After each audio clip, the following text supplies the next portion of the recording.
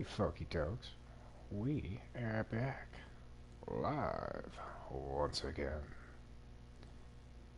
with, I guess, special Merry Christmas Eve edition of the Long Dark Tales from the Far Territory edition. So, hey there, hi there, duders and dudettes, welcome back, and a fine welcome to you if you're new to the broadcasts. We are happy to have you along for the ride. And where that ride currently sees us is spotting a magnifying glass on the ground. We are at the cabin office here in good old Mystery Lake. We were on the hunt for some ptarmigan downs, which brought us all the way out here before we actually found some. But now that we've acquired those, we can head on back to Coastal Highway and finish up our little exchange with the trader, as that's the only thing that we were requiring. We got all the other wonderful ways that he required. So hopefully without incident we'll be able to pull this off. We shall see. It's been a raucous event thus far, so I'm sure there's going to be some shenanigans along the way. We'll see. Look at this. These are done. We get some time to kill. The only unfortunate thing is we don't have much in the way of food, so we may... No, I don't want the scrap metal. We may stop to do some fishing, or we might stop... Oh yeah, I forgot to drop this. In the ravine, hunt a deer, and just bunk out in the cave that we stopped at before we came here. Anywho, I'm trying to get to the YouTube. There you go. Good job, Cool Beans. Now, Roxanne is with us. Merry Christmas Eve to you as well, Roxanne. Hopefully all is calm and all is bright where you're at. As I've expressed a couple of times leading up to this part of the year, I don't really go in for the holidays. It's just another day for me. But you are most welcome.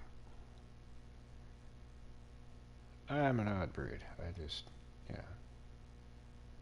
Once I got out of high school, I stopped paying attention to, like, holidays. So whatever, like, I try to, like, go out and, like, some places are closed. I'm like, oh, yeah, that's today. Well, I mean, with the exception of, like, Thanksgiving and Christmas. I'm aware of those days, but, like, President's Day. Oh, son of a bitch. Alright, I guess we ain't going anywhere.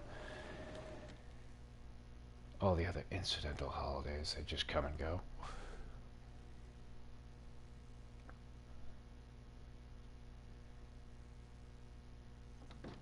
It's kind of hard to neglect when it's Christmas. The music at the grocery stores and the lights that flicker in the neighboring apartments it's a dead giveaway. Let's get these out and about. Not to say that I'm anti-holiday, I just, my age, it's just another day. It's more for the kids.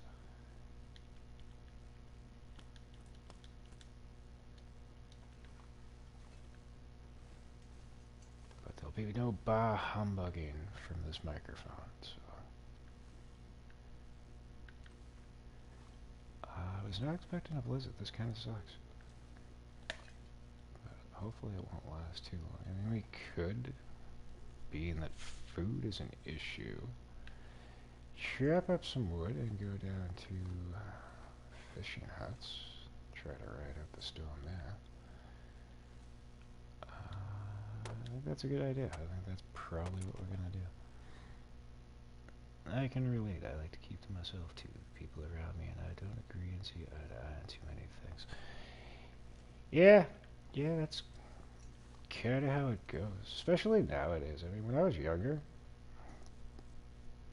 people more so just let shit slide. Nowadays, it seems like everybody just holds on to a fucking gripe, or just looks for a reason to be miserable and pissed off. Kind of why I just keep to myself. Preserves my joy. But if Grumblers pops in, he can definitely sympathize with that statement.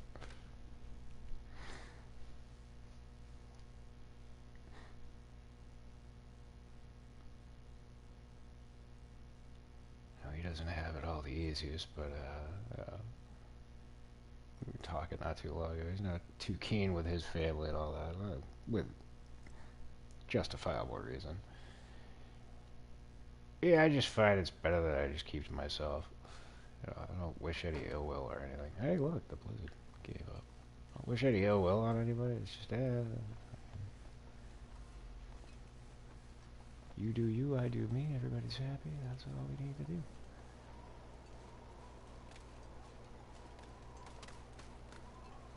But I'm also the type, fucking, somebody reaches out, like, I need help with this, I'll drop everything in a heartbeat to do it.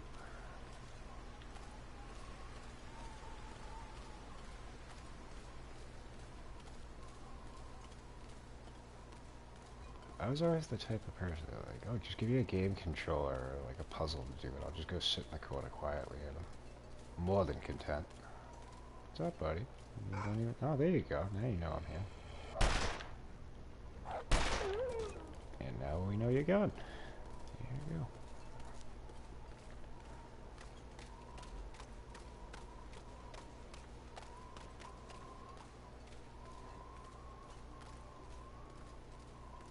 But yeah, I'd always dive into, like, playing music, playing video games, drawing. Anywhere I could just get lost in my own little world.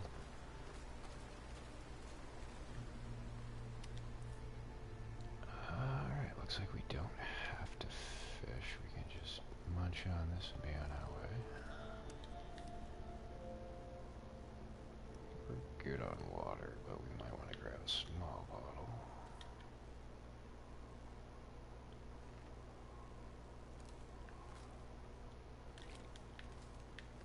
Yeah, I just find life is better, just no nonsense.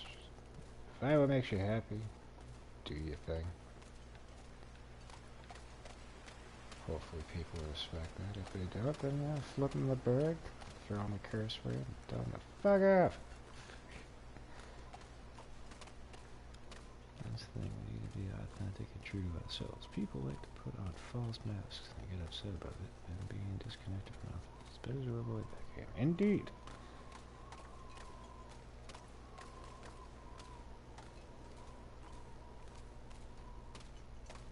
That's the thing about being... I mean, I used to be a people pleaser, like, when I was younger, and then life just repetitively showed me why that's not the best option. But, we're here for a very finite and limited amount of time, and it is much better to live it genuinely and authentically. Unlike most things in life, you don't get time back. So if you tend to natter it away and waste it, you gotta just fucking yourself.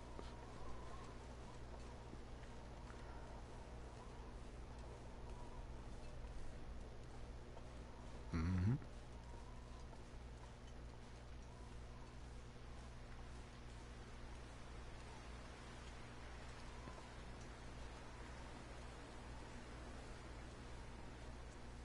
But I find life has gotten much better when I just, be authentic, be genuine. And don't outright be an asshole if that's like your genuine self. Like, that's not going to be helpful to anybody. Like I said, life is very short and finite, so... Yeah, we're getting bit.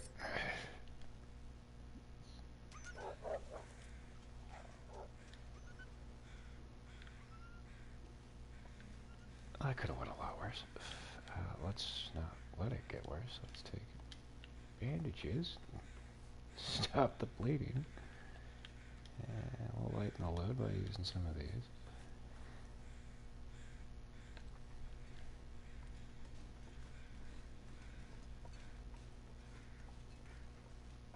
But yeah, the other reason why it's also beneficial to just be your authentic, genuine self is You kind of weed out the people that don't really belong in your pathway.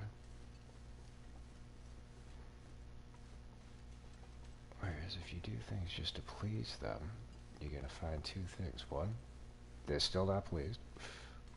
And two, maybe sooner, maybe later, but you'll eventually learn, yeah, it wasn't really worth the effort.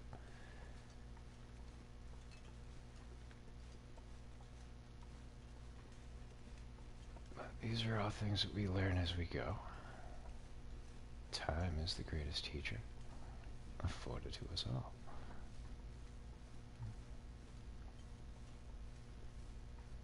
Not precisely.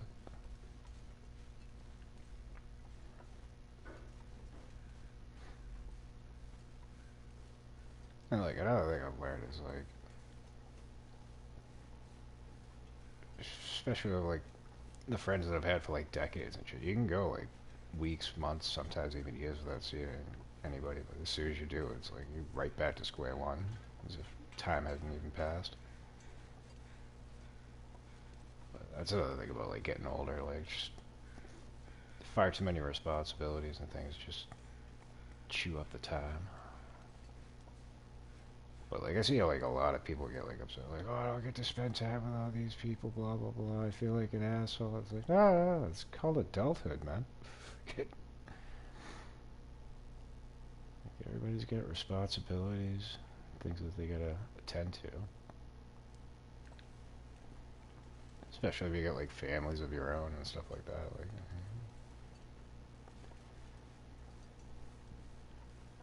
things take precedence.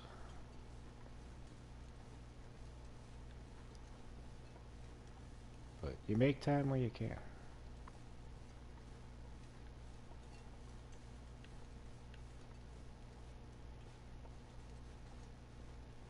But that's precisely why I wasn't streaming yesterday. I was catching up with a buddy of mine. We don't get to see each other too often.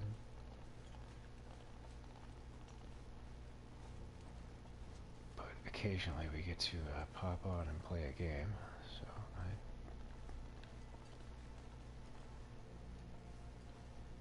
take advantage of technology. It's a wonderful thing. Should I stream brought to you by Slanways and grab your sage advice today? Indeed.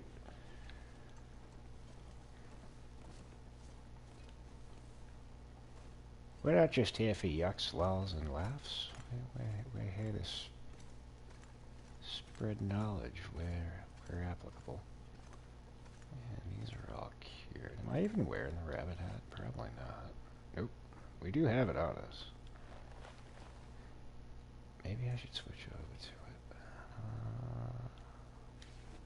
Let's see. If I put that there, I didn't need to leave the menu. Now we can put that on. And a pro. So I'm not sure. I got sirens in the distance. If I leave this out and about here, the quality may go down. So I think I'll hang on to that hat and leave it at the garage. But we will want to take a gut and a hide in case we need to repair our rabbit skin hat.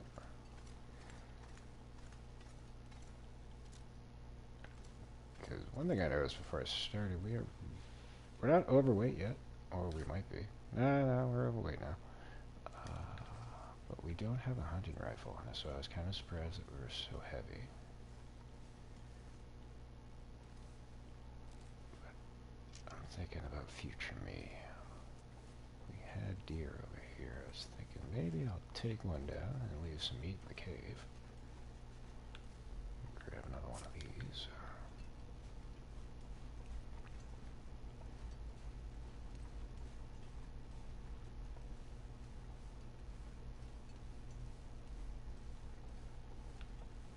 But yeah, I've had many moments where I've been the one with like sound, reasonable advice. People like seek me out for it.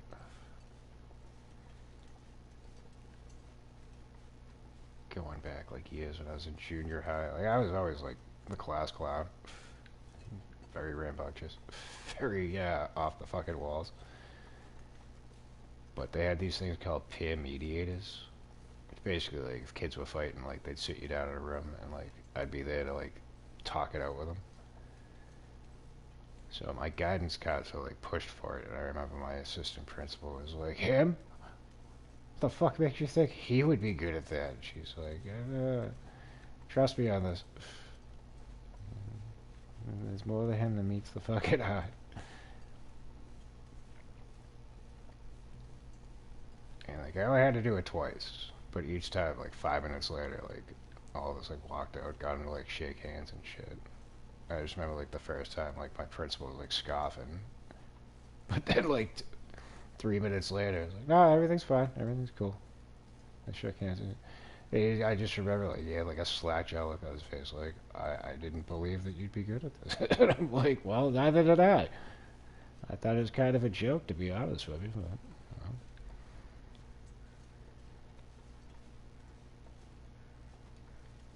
But I've always been good at like diffusing situations. Right? It's like honestly, like, well, what the fuck?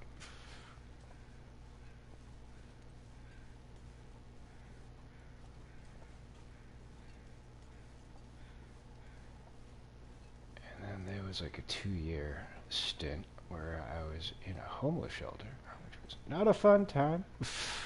not gonna guss you it up. Bullshit. But yeah, I was like the live-in therapist. And like I was the go-to between staff and the clients. Talked down many of people from fucking throwing down and shit. Or doing stupid shit. But I also learned, like, you can't save everyone. Fucking some people, like, they just walk away, let them do their thing. Don't get any on you. That's really all you can do in some situations.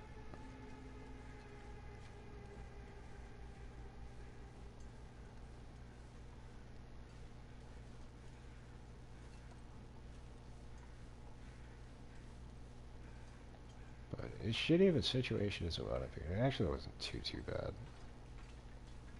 Gained a lot of knowledge from it. Learned a lot about humanity.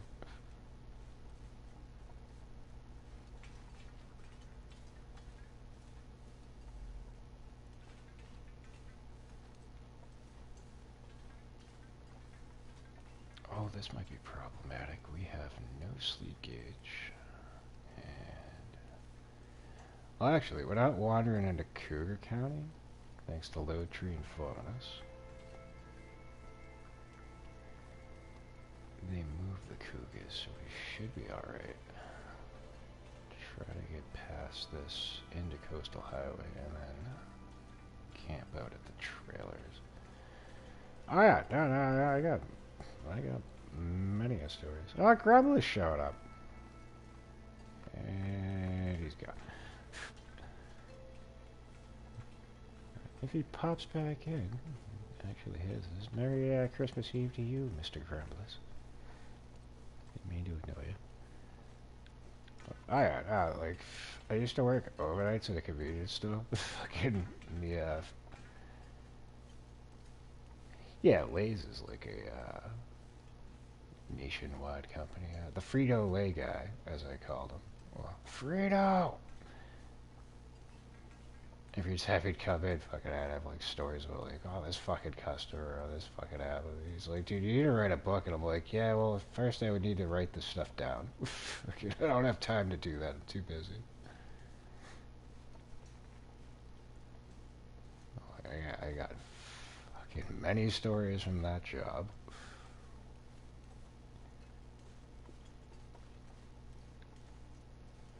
Many stories just from like high school and junior high alone. And yet, ironically, I don't feel like I've lived. I feel like not that like I've avoided life, but like I've really like put myself like out there to like experience like all that I probably could have. Not that I regret like the choices I made or anything. It's just if I was a little bit more extroverted, things probably would have been a little bit more different. But I'm happy with the way that things have materialized in my life, so no complaints.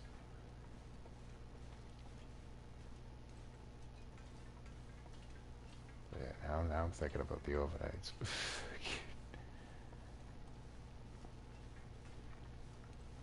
We used to have like like a rogues gallery of fucking regular customers.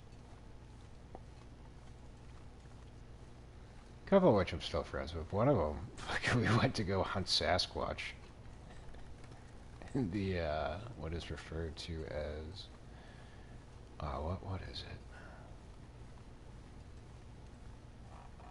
I'm thinking Bermuda Triangle, but it's not. No, it's not New Bedford. That's way off the mark. But like down to like Taunton, Mass. It's the Bridgewater Triangle. That's what it's called.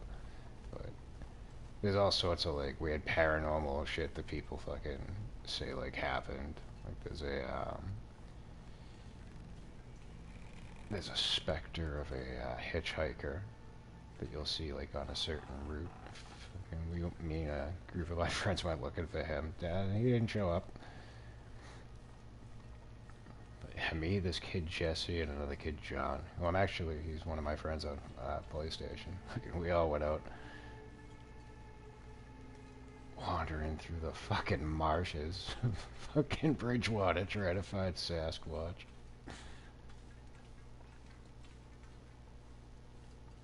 I didn't take it. I'm just like, yeah, it's something to fucking do, whatever. That kid Jesse was all about it. He's like, I've seen him. I brought rope. I'm gonna hung tie him and bring him back. I'm like, yeah, sure you are. I don't know, I've gone ghost hunting, Sasquatch hunting, broke into an old fucking condemned asylum once. That was in Whitman, Mass.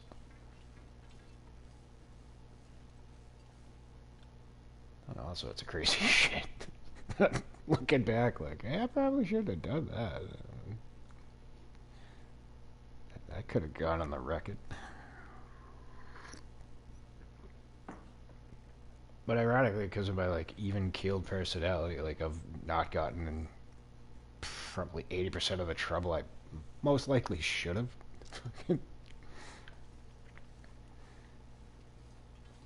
Again, I'm very gifted in the ability to diffuse situations.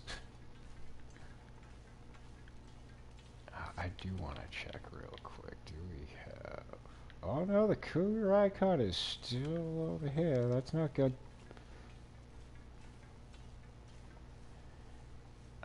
Really, hopefully I can be sure of that. Oh, fuck no. No, I wasn't scared at all.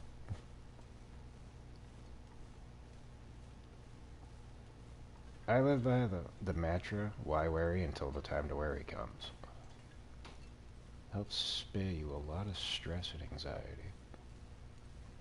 And since my life is rife with fucking anxiety, it's kind of an oxymoron.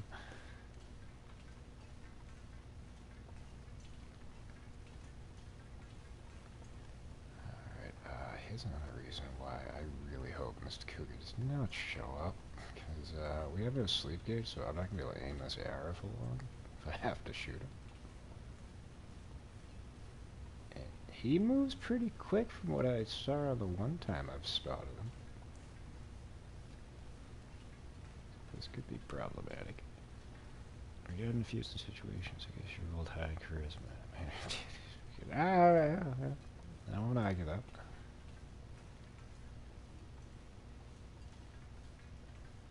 Very high in the charisma and intelligence stats.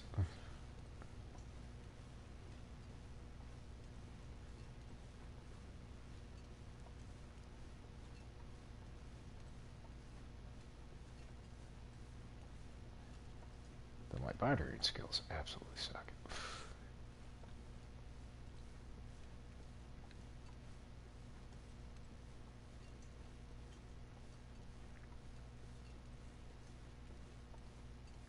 Pretty high in luck too. I've had good luck with like the lottery and shit. Haven't hit Powerball, but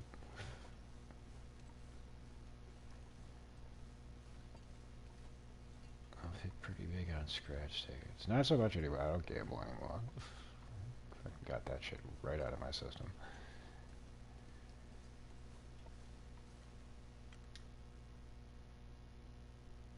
But back when I was working at the convenience stores, it was hard not to gamble. I was surrounded by fucking scratch tickets and fucking lottery fiends. Yeah, we don't need any of that. What we need is you. We need to sleep.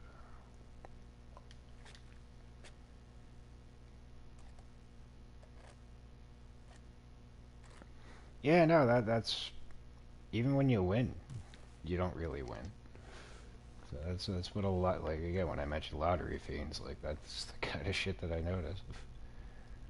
It's like, oh, I just hit $100. Yeah, but I just watched you spend 300 to get it, so you lost 200. Like, no, but I want a hundred. No, maybe that's what you want to believe. And that's kind of why like I gave up on it, because it's like, yeah, I won this, I won this, and I won this, but then if I actually do the tally on how much I spent to get it, yeah, I'm still behind a couple thousand. Fucking, it's not really winning.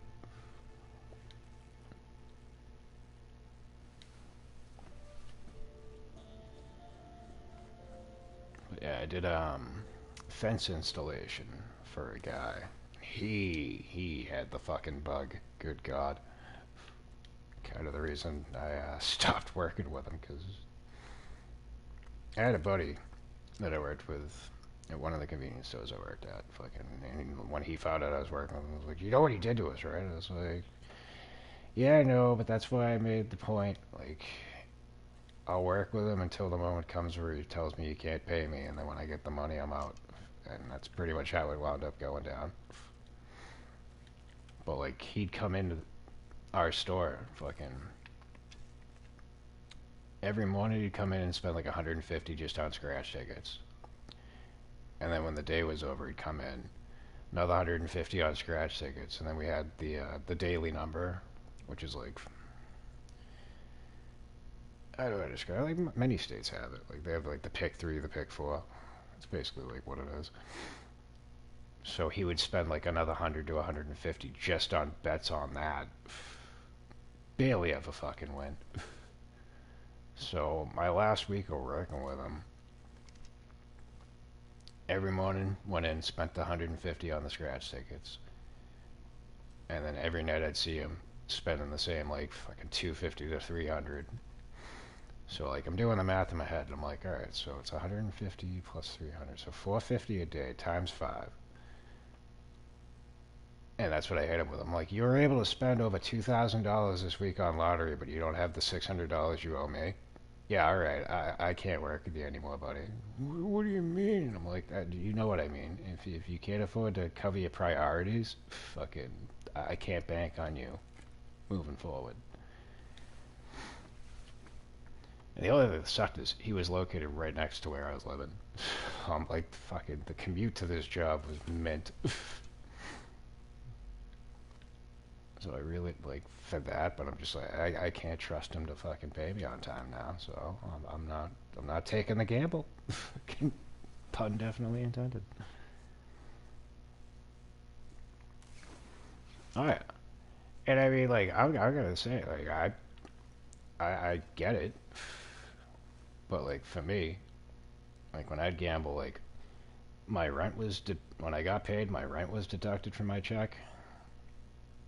Whatever bills I had coming up was deducted from the check. My food money, my cigarette money was deducted from the check, and then whatever was left over, that's what I gambled with. But it's like your responsibilities need to be paramount, and then the gambling is secondary and fun. Like, if you're going against that, then you just set yourself up for fucking failure. But see, he banked on if I just keep throwing money at it, I'm gonna win. And it's like, yeah, that might work occasionally, but it's not gonna work all the time. You know, it did it.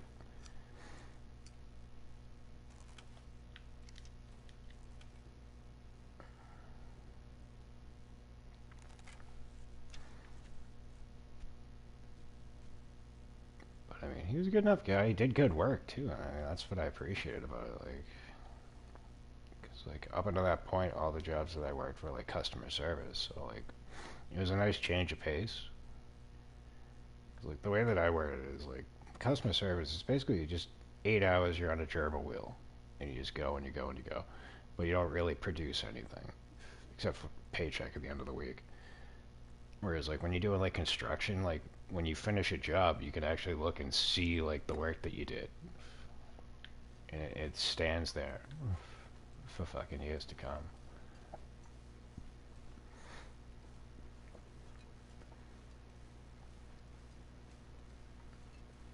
And actually, I like the physicality of it too. It's like I get paid to exercise, stay in shape. It's fucking nice. I really don't know if I should go out right now, but I'm gonna do it anyway. We don't have an aurora, so we should be alright. Hopefully. Let's see, this is where I wind up being impatient. I just want to get this trader done with. But the smartest choice would be wait till the daylight, and then make my ascent back down. But as long as we don't have a cougar, we should be alright. I'm unfamiliar with how they work. I'm not sure if they're like just they come out during the day, if they're 24 hours.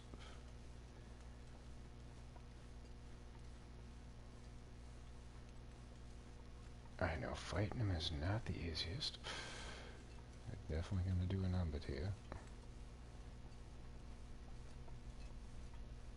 Normally I wouldn't go this way, but I'm just trying to avoid him.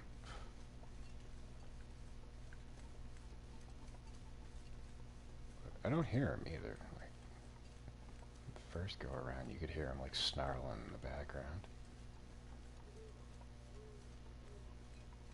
I don't even know where the hell I am.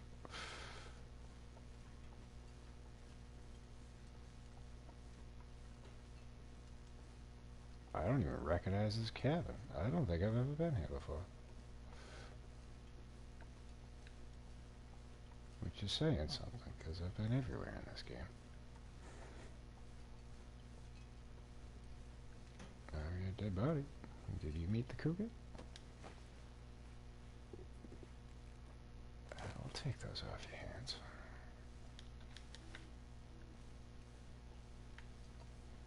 This is so strange. I don't recognize this cabin.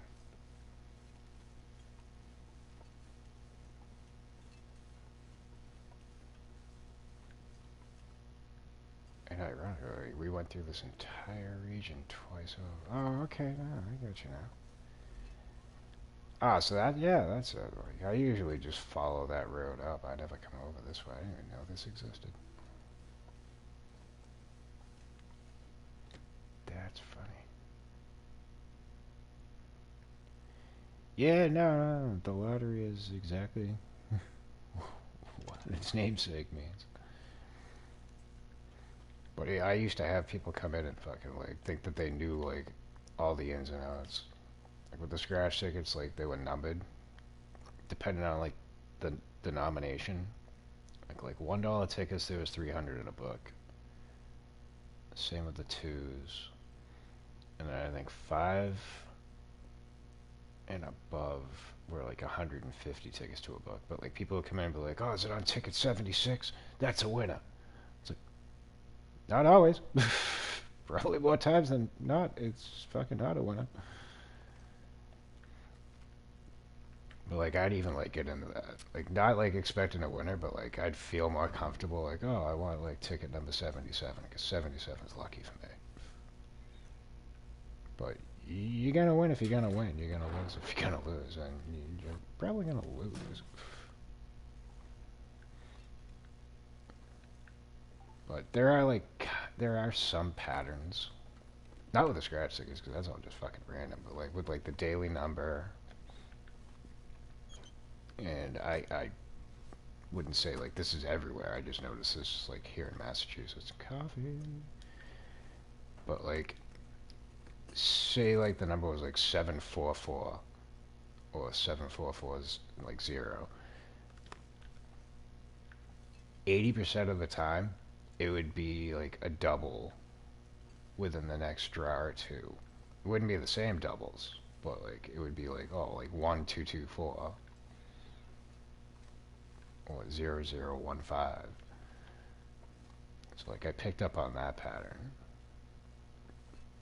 But again, well, you can't really do much with it because it's not going to be like the same. Like, oh, it's going to be fours. Like, no, it's not.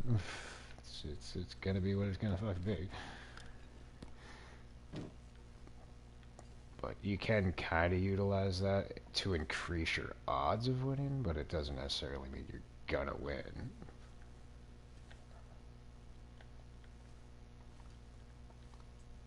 But yeah, I had luck with that. I got all 4 exact ones.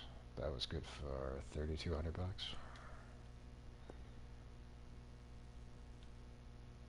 And then we have Keno. I was playing that for a stretch. And I got 7 out of 7. That got me 5 grand. But like I said, when I turned around and looked, it's like, yeah, duh. How many grand did it take to get that 5 grand? You're not really ahead there, buddy. Yeah, we're not gonna sleep that long. Load tree is here. Is Gremlins back?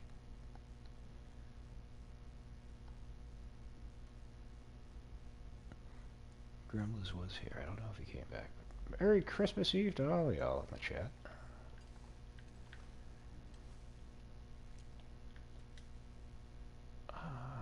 We do need to hunt. Did I pick up? Yeah, I picked up maple syrup. Let's eat some ketchup chips. Crack into the rest of this.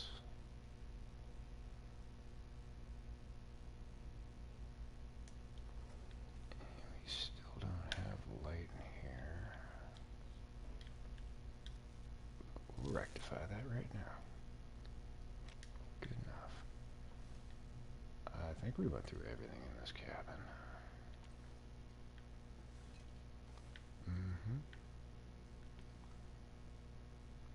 I know why I waste so much of carrying reclaimed wood. And fuck it, we'll keep it on us. That's fine.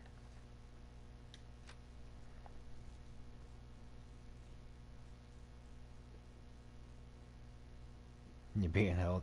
Yeah, that's how we started off. We had a blizzard. That's why I have the reclaimed wood, because I broke down a bench. Because I was going to go fish in the fishing hut, and then when I walked out, it was clear as could be. Now we are in Coastal Highway. And it resembles what it resembles outside in Slamyland right now. We got a little bit more snow this morning.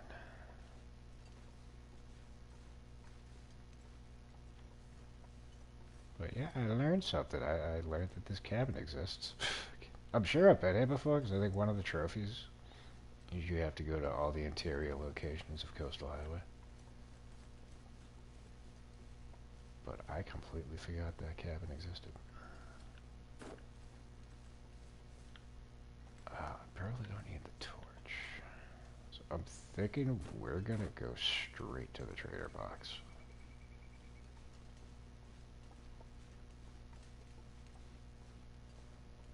Hopefully without getting mauled.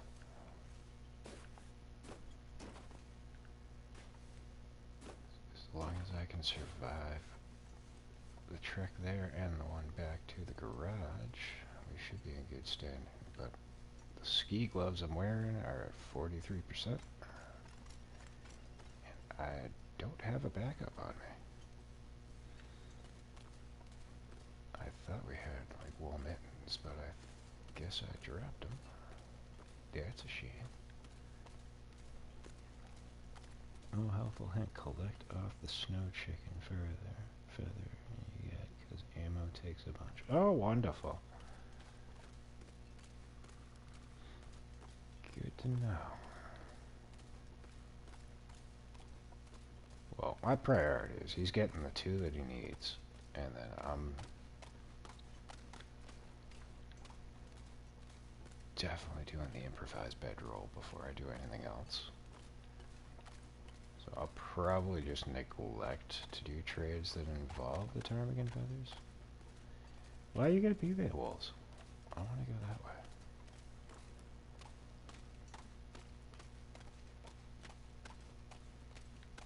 Because if I recall, that's Jackrabbit Island, right? Yeah, because those are all the small islands leading up to it. Fuck. I don't want to fight with you wolves. Eventually, we're gonna do it. Using the bow. Oh no, he's coming for me. I sees you. I said on flour and salt. So now, is the bag salt any different from like the salt that you get out of caves? Yeah, go fuck yourself. And like the little jars you find in the houses.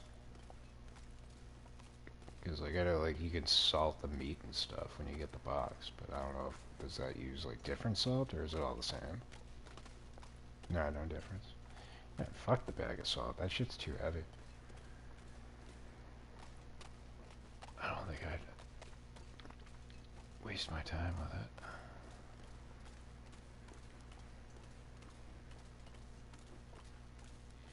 Speaking of wasting my time, I kinda wanna shoot you, but I'll let you live. Bag salts from the traders, and sometimes you find bags lying around. Yeah, no, I found a bag in the whale processing facility down in Desolation Point.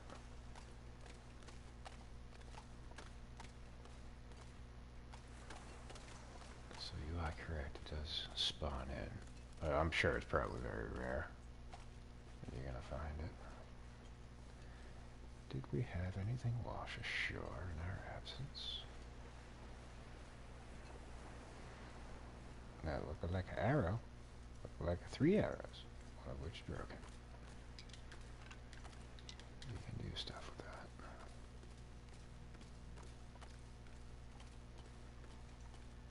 That's a fish. This is Tom Hanks's luggage from Castaway. A decent simple parka. I'm gonna take that just for the time being. And that's good for now. Oh, behind each island there is a salt deposit. Yeah, no, I spotted that. And same down Desolation Point, I think I came across 1 or 2. It's like, I just assumed like they were inside like the mines and the caves. But I quickly realized that is not the case.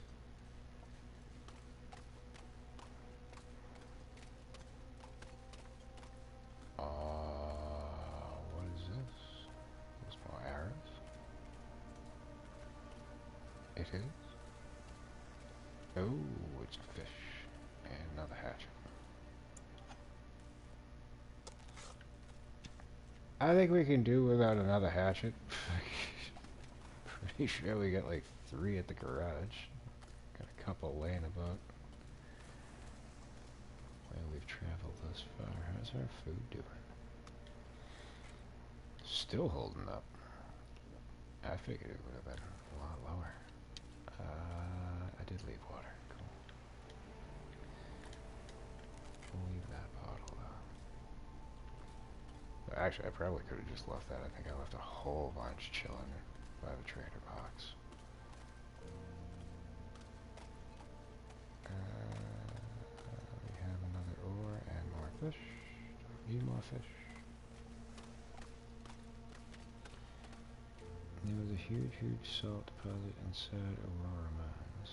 Cougar head wrap is amazing, and you only need 1 hide, that's it. To repair it? Or to make it? I assume 1 to make it and 1 to repair it. That is one of the items that I'm hopefully going to get off my bucket list on this run. cougar hide, and I want a cougar knife. So that means we're gonna have to kill at least 2 of them. That's probably gonna suck. You don't need no hide to repair. Even better.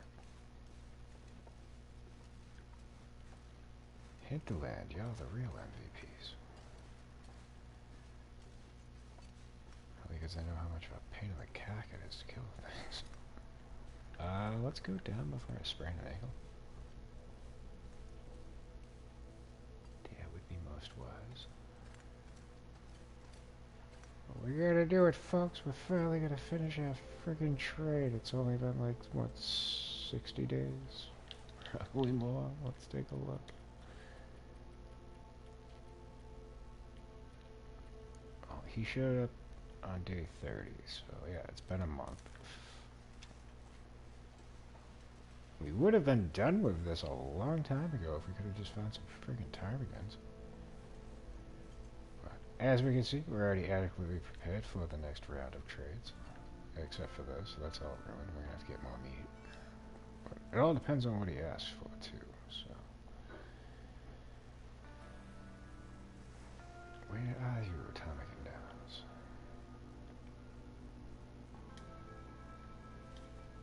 There you go, we're done. I just need to go someplace to sleep it off. So I assume we just gotta wait out the Aurora. He'll come pick it up. We don't have to interact with him on the radio to tell him. Hopefully. I mean, I kind of do want to just go back to the garage anyway.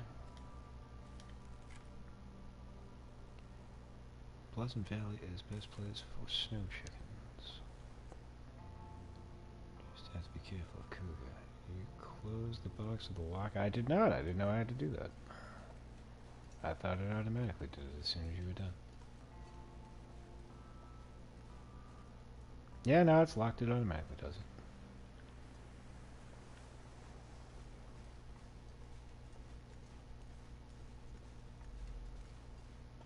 Yeah, that's something that I thought I heard. Like, as soon as you, like, put the last item in, it just automatically locks it up. It's just, you gotta wait it out.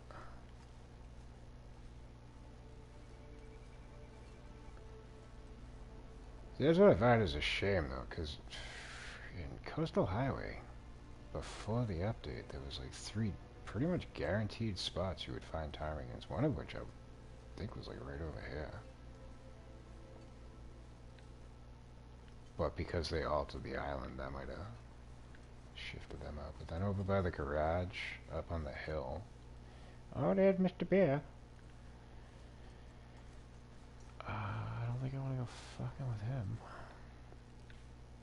And then, further up by the Ranger Tower, I think I used to find them pretty frequently. But if you've been with us for most of the sojourn, you know that we haven't found a single solitary fucking ptarmigan in this whole region. Not once. So, that's a shame. You know what else is a shame? I was thinking maybe I should get... Well, we gained the temperature, so I am going to do that. I'm going to gather up some more of this cedar. And bring that down to the fishing hut.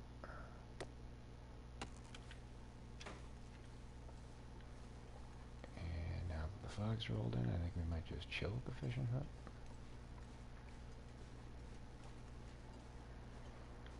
I was like, what the fuck is that? That was burdock at one time.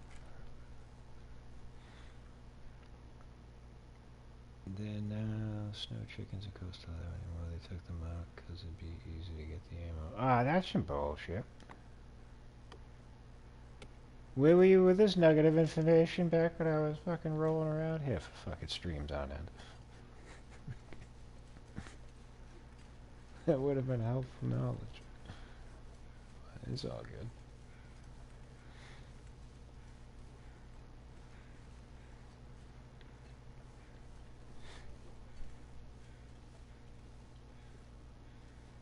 My headset? I thought I just heard one.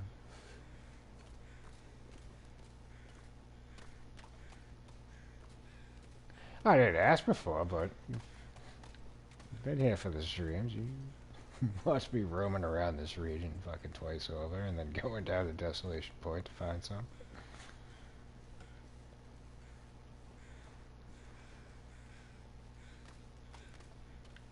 Hello, crows.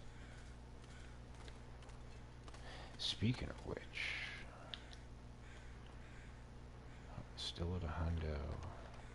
89. We do have a moose hide that's cured on the Riken. But I don't want to go back there just to haul it up here. We don't need to do repairs yet.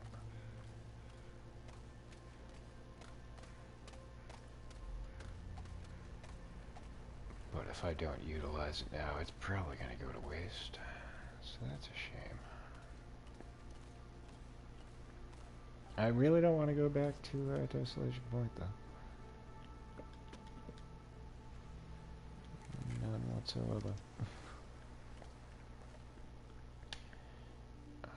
It's only the middle of the day, huh? Okay. Well, here's what we're... Ooh, this could probably use a repair. Ain't doing that now. Let's do some fishing. Not with any of the sharp objects we're carrying. Let's ditch those and pick up this crummy axe. Actually, wait. Well, the knife I'm definitely dropping. Because we ain't using that. Well, actually, I didn't really need to drop that because we're not going to choose that to cut with. Ah, yes, that is much crappier. You can go. There you go. Oh, yeah, you're the private too, son of a bitch. Well, that's dumb. I have no need for that. Oh, yep. Past Slammy's ringing in my head. I think I meant to drop that at the fishing hut. Oh, well. You have to signal the trader.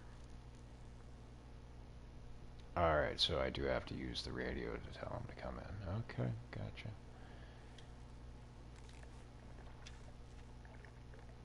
I'll definitely want to get the sleep gauge up. So here's what we're gonna do. We're gonna start a fire. Hopefully on the first match. Gonna cook this fish, then I'm gonna throw a batch of water around. We'll sleep for the 2 hours. Possibly brew up a coffee before the fire goes out. And then we'll run back to the garage. Let's make sure we're gonna have fire. Alright.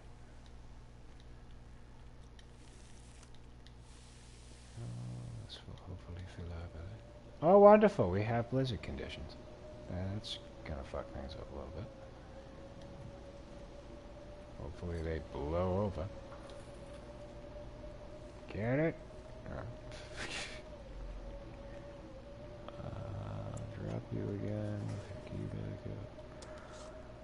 Probably trade that out when we get back to the garage. Actually, I could trade it out right now. We have a hatchet on the ice. Whatever. 2 hours sleep. Oh yeah, that's the whole reason I'm making the water, is to get 2 hours of sleep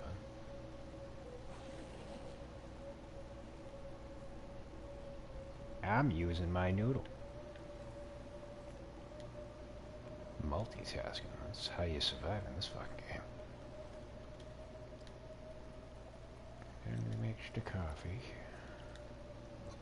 And that gives us a little bit more sleep gauge.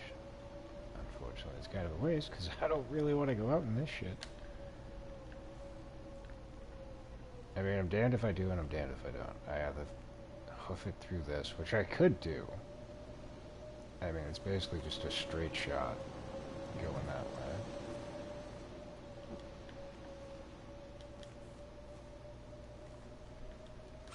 Where are we at? 99.6 pounds. What the fuck am I carrying that's got me weighing so much?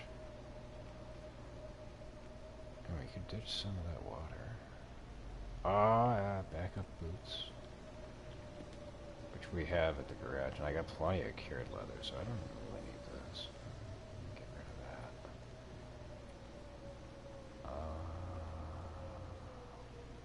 Can ditch the reclaimed wood. I'm gonna ditch half the water. That's not the water, that's something else. Oh yeah, I got a backup distress pistol. That's not weighing me down too much. Can go.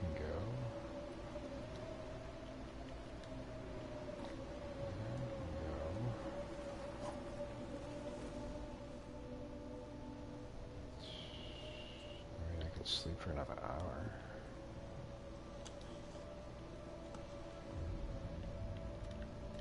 Why not?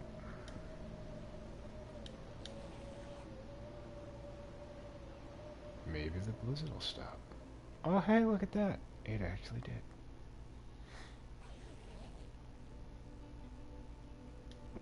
And now we have even more sleep gauge, but our coffee wore off, so that sucks. Anywho. Yeah, this is a nice little mini base. We're doing alright here. We got water, we got food, we got plenty of firewood. Let's not sit here and admire it too long, though. I probably should have ate the rest of the fish that was on the ground, though. That was a dumb move on my behalf.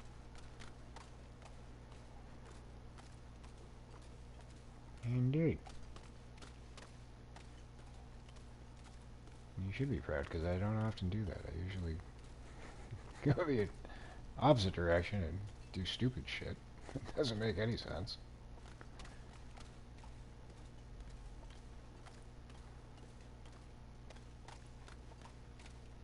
Hold my beer, I got this.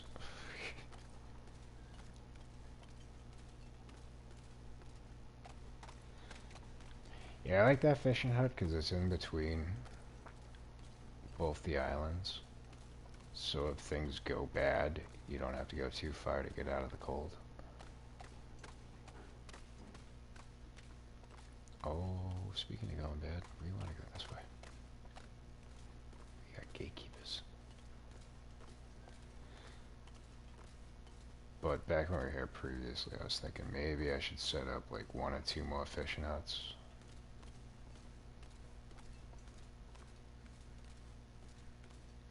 But that one's paramount. You definitely want to set that up with some wood, some food items, and some water. Just because the trader box is right there, you're definitely going to be going near there.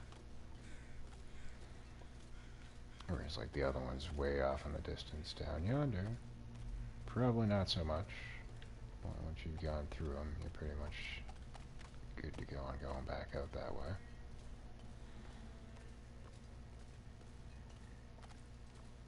And the one close to the bear cave. Yeah, that one over there. That one I don't tend to set up too much, just because it's pretty much just a mile marker for when I'm going to Desolation Point. But more times than not, I take the road and stop at the cottages. But if you're playing on Interloper, I don't think those cottages spawn in. I think they're all like burnt down.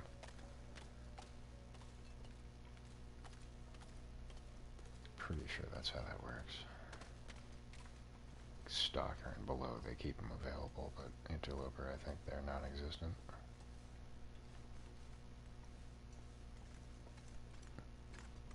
Mm-hmm. Probably shouldn't be so hasty to run into here. We haven't been here in a while. The moose and the bear could be back. I should probably have a weapon on. That'd be a wise choice.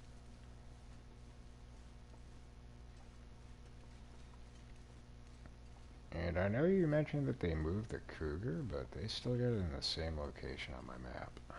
So I don't know if that's just a glitch. If that's going to change, or if that's just how it's going to be.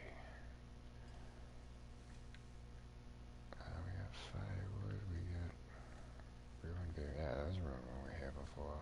We got gamey cooked wolf meat. I'm going to eat this. Why not?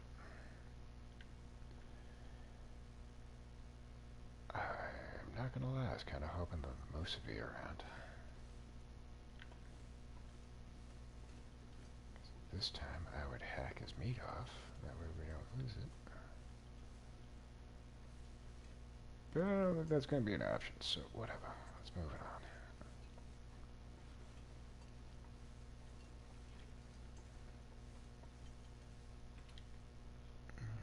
It's a glitch. If you had it spawned before update, then the icon will still be there, but Cougar won't be. Alrighty.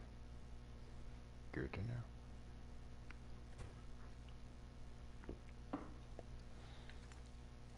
And everything's as we left it. Awesome. Nothing's ruined.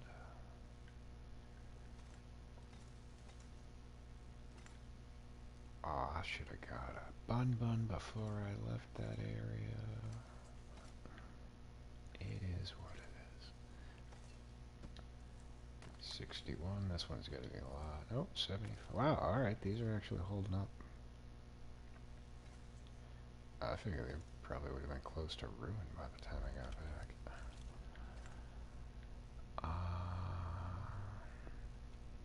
I'm gonna leave that there. I was thinking about taking it. But we got 2 bows on us. Both are at like 20 to 25%. These are going quick. They usually do. They don't last that long. How's the deer hide doing? This is holding up. Wow, okay. That shocks me. I think we dropped the deer hides before we dropped any of the other stuff. I'm surprised they're still in good condition. Alright, next order of business. I want to switch out the gloves. Or at least have these on me. 66, 55. We'll go with 66. What else can we drop? What do we really need? Parka. Not really. I'm gonna drop that.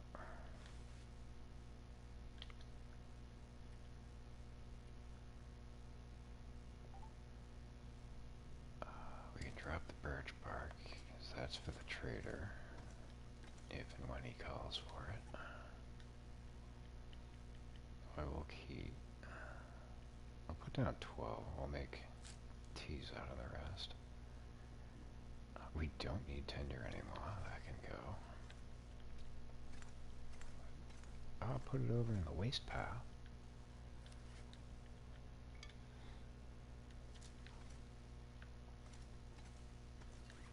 What else can we get rid of?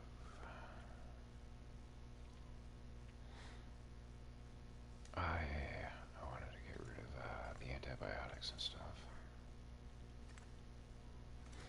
Where's the window? Why is it so fucking dark? See, that's the shelf. The bed's right here. But why can't I see the windows out in the main part of the garage? Whatever, I got a torch. Which I shouldn't waste. Where'd that stone lantern just go? Oh, there's the windows, okay. Fucking ridiculous. Now I forget what the hell I was doing. God damn it. Up, Aurora's kicking it. Alright. So let's just fast forward an hour. Can I interact with you?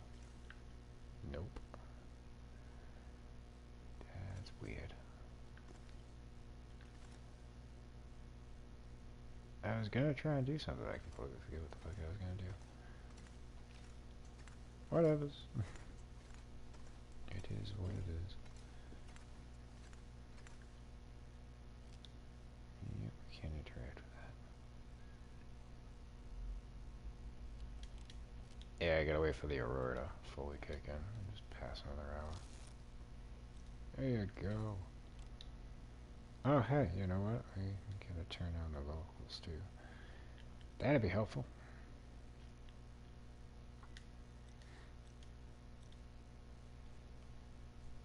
Up another trade? Another? This would be the first. What are you talking about, buddy?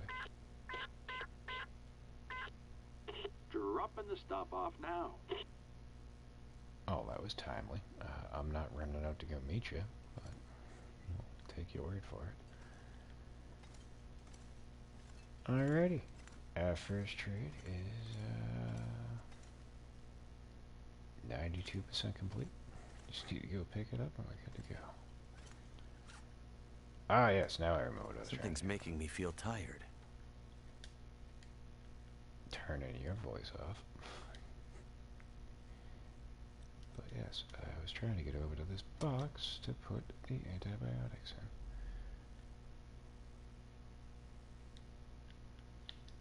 Oop.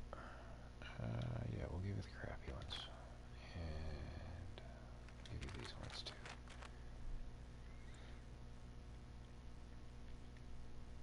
And we don't need all these painkillers. We know where to go if we do.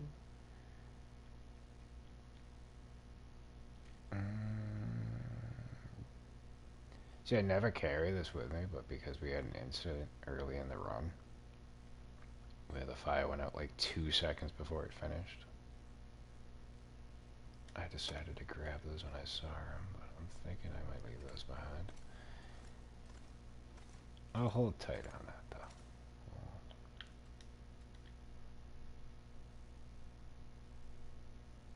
Because worst comes to worst, I could just do a half fire, crank out one cycle of it, and just be on my way instead of waiting around for it to finish. But we're good for right now. I was thinking about going out and hunting, but our sleep gauge is gone.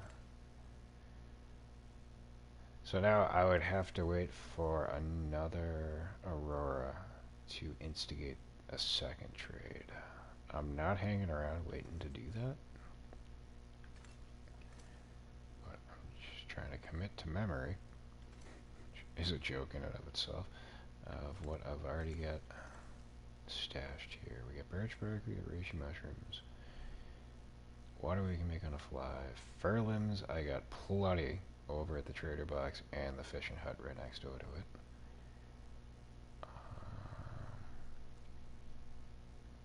Lantern fuel, we don't have any stockpiled over here, but that we can easily accrue by doing fishing. So I think we're in good standing. We got one car battery already over at the box.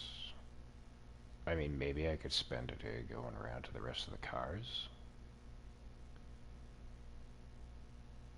Maybe we'll do that. I commit to nothing. Just spitballing here. You don't have to hang. No, I know there's multiple radios. There's pretty much one in every region.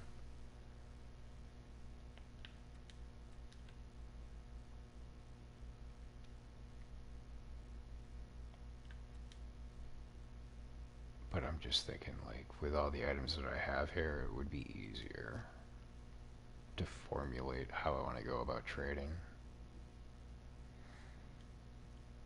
Because I could pop on the radio, see what he's offering, and then go around and look and see what I have to make it easier to just blast through it. But we don't necessarily have to hang around here to do that, though. It's just an idea that I had in my head. Definitely need it. Well, we don't need to get food. We got plenty on the floor. We can crack into that. That's the whole purpose of it being there. So let's finish filling up our sleep gauge.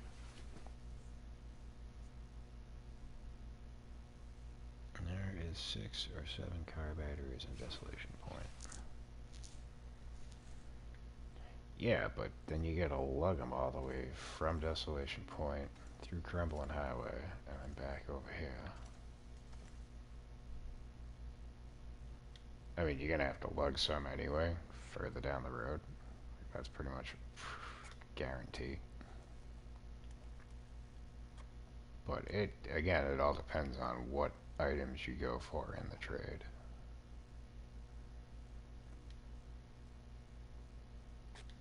So technically you could just set it up that you don't even bother with the batteries, but if you want set items, like the good stuff, you probably guaranteed you're going to have to provide batteries for them.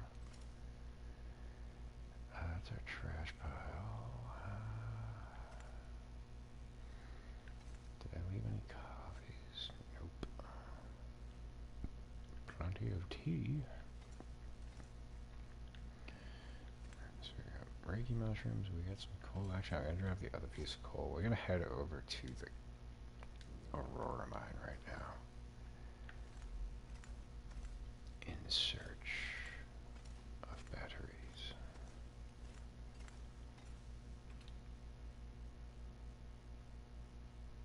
But before we do that, I know I got all the cars out front. I think we got the car behind the garage. The truck. And there's no cars to the left of us. But we do have the one over by the fishing cabins on the bridge. I don't think I grabbed a battery out of that. But it's also not guaranteed you're going to find a battery in the cars.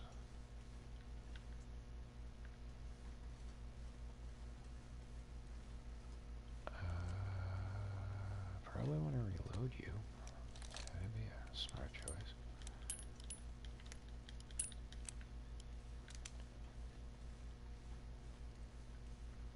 Yeah, I'm quite certain we got a battery out of this one already. No, we didn't. Okay.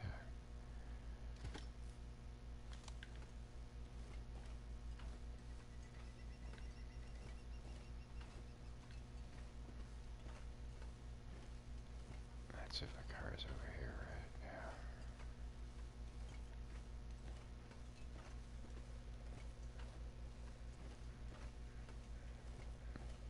I can guarantee we got one out of the truck already.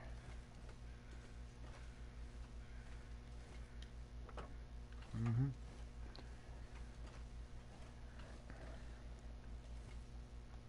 Desolation Point, there's a guaranteed 5 or 6 batteries in Whale Station alone. What is the game's background story? Alright, so, the story of the Long Dark. There is a story mode to it, which is called Wintermute. But basically, there's a guy named Mackenzie and his ex-wife Astrid. Astrid shows up at his airplane hangar and has him fly her out to Great Bear Island. And in the process, those pretty lights that we saw last night, that hits in and fries everything electronic, and they wind up crashing. But Astrid was flying up here to bring medication to a town. And the story has not wrapped up yet, so I don't know how it finishes, but that's basically the premise of the game. But this, what we're playing, is survival mode, which is basically the entirety of the game plus the DLC regions, and you just gotta survive. Pretty much all there is to it. Aw, I could have dropped those, son of a bitch. Oh, and I should have got rid of the distress pistol, too. Well, I'm gonna go back in the garage, drop the battery, drop the useless stuff that we're carrying, and then we'll make our way down. I mean, I could go pick up the trade and then work my way over to the fishing cabins. Yeah, survival mode is basically just stay alive as long as you can, and there is no winning. There's only continuing on.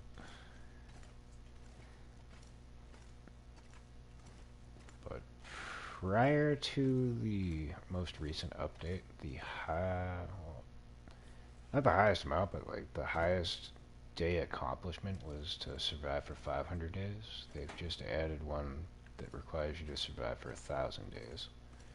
But there are players that play this on the hardest difficulty that have survived for like 10,000 days. And fucking God bless you, because I ain't gonna be the one. Like there's ways to cheese it that you can like fast forward time and get your day count up. But I'd venture to guess anybody that's gotten to like 10,000 days probably has like stuck with the run for, depending on how often they play, upwards to like 6 months to a year just on that run. Possibly even longer. Because if you play it straight up and don't fast forward your time, like an in-game week could take you pretty much a week. But that, like, if you're playing like 12 hours a day, maybe a lot less. But this is definitely a game that requires a lot of patience and a lot of trial and error to get into it. So it's not really everybody's cup of tea. Those that like the game really like the game, and I'm in that variety.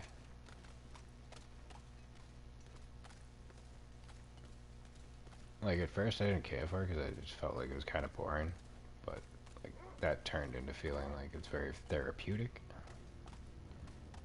But it made me appreciate the challenge of it too.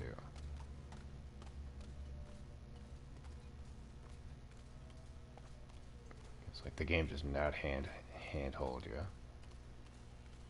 A lot of stuff like you're gonna have to go through devastation to learn like what works best for you.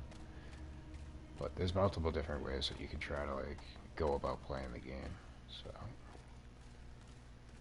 gives it a lot of replayability. I don't want to defect with you.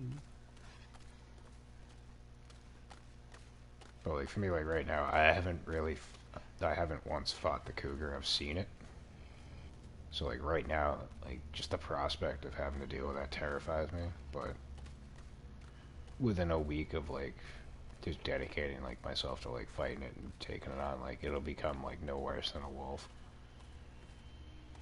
The intimidation factor will wear off.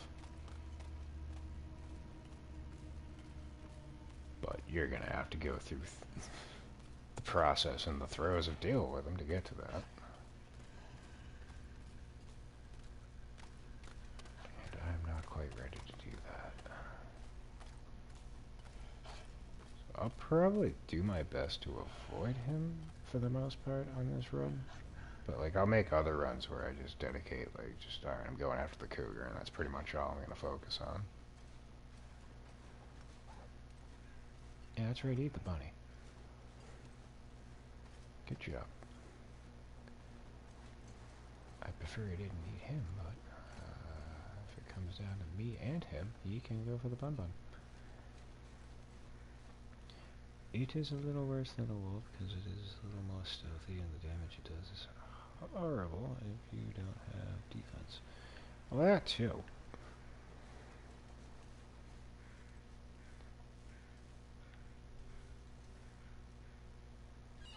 What do you got for us? We got a can of corn. We got a distress pistol round. And we got the vagabond soup.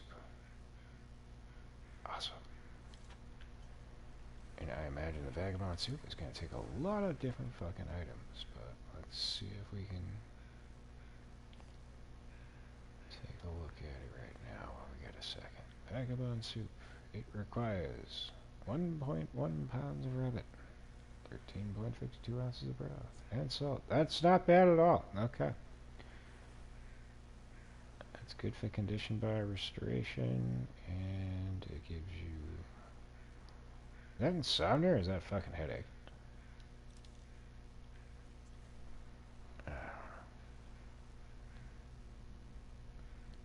Cougars are definitely a force to be reckoned with from games to real life. Oh yeah, no. They're murder kitties.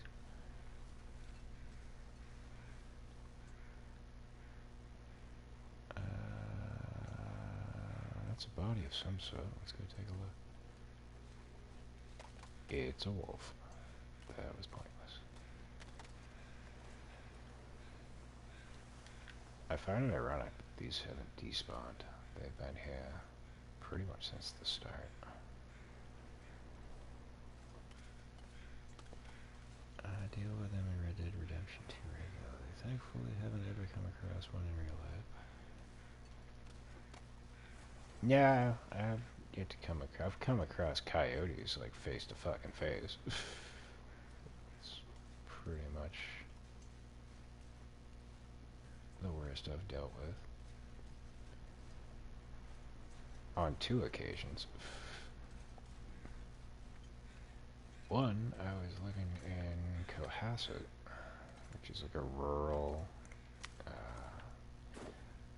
I'd kind of like it to like a fishing community, but there's really not much like fishing. It's kind of Richie Richville. But like it's not like the city like where I'm living now. Like you'd have like street lights probably like half a mile in between each other. But I worked overnights at a grocery store, so I was walking into work one night, and I'm like looking ahead, and I'm like, what the fuck is that like in the distance? There's a pack of 3 coyotes sizing me up. Fucking. I walk a little bit closer, I'm squinting, and I'm like, yeah, I like the feeling of this. I think we're gonna go back home. So I went back home, smoked a bowl, and I'm like, alright, let's try it again and see what happens. So I got to work like a half an hour late. The fucking manager's like, what the fuck took you so long? I'm like, dude, there was 3 coyotes blocking my way. I wasn't gonna fight them to stock groceries. They're afraid of fucking humans. I'm like, yeah, when it's one-on-one, when the numbers are in their favor, I'm pretty sure they're not gonna give a fuck. And again,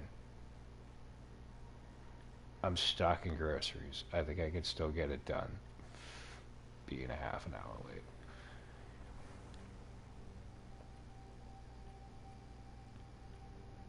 But then, later on, before I wound up at the shelter for that little stint, I was wandering the streets. Fucking, I had in my backpack, I had like 6 days of clothes,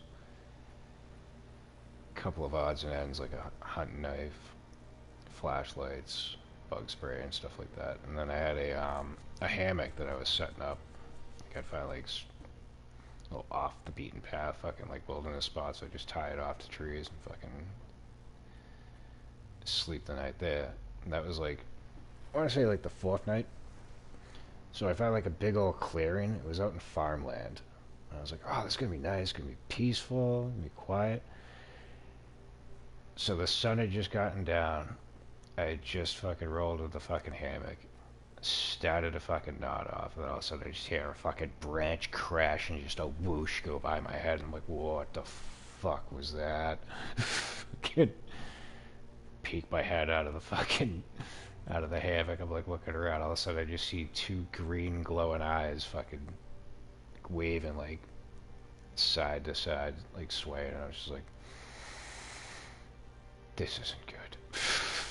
And then I heard like 2 more fucking like sets of fucking paws fucking circling around them. And I'm just like, yeah, this is Cohasset all over again. And this is even worse because I'm in the fucking middle of the woods. I'm like, fuck no. Fucking got up, put on the flashlight, holding the flashlight in one hand, the other hand's untying the hammock, fucking throwing it in the fucking backpack real quick. And I'm just like, I'm fucking out.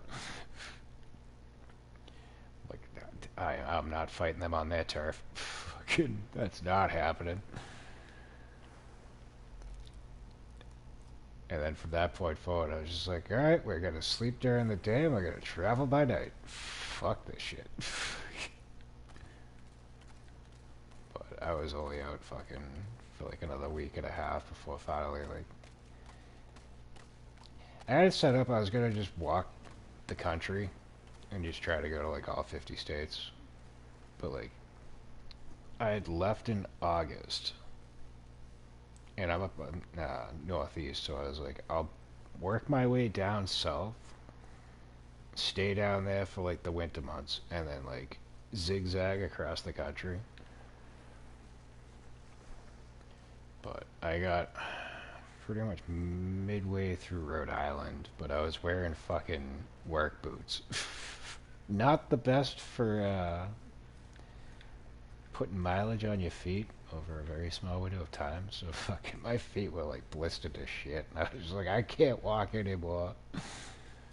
What the fuck am I gonna do? And I was like, you know what? Fuck it.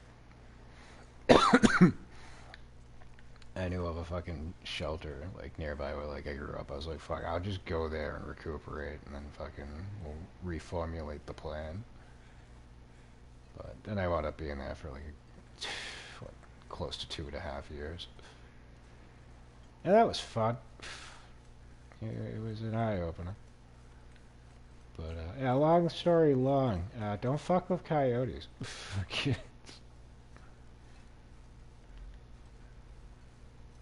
Coyotes are not afraid of humans, and bigger the pack, worse they get. No, exactly. Like it's. I mean, again, if like you just find like one rogue coyote, they're probably not gonna fuck with you. But like I said to my friggin'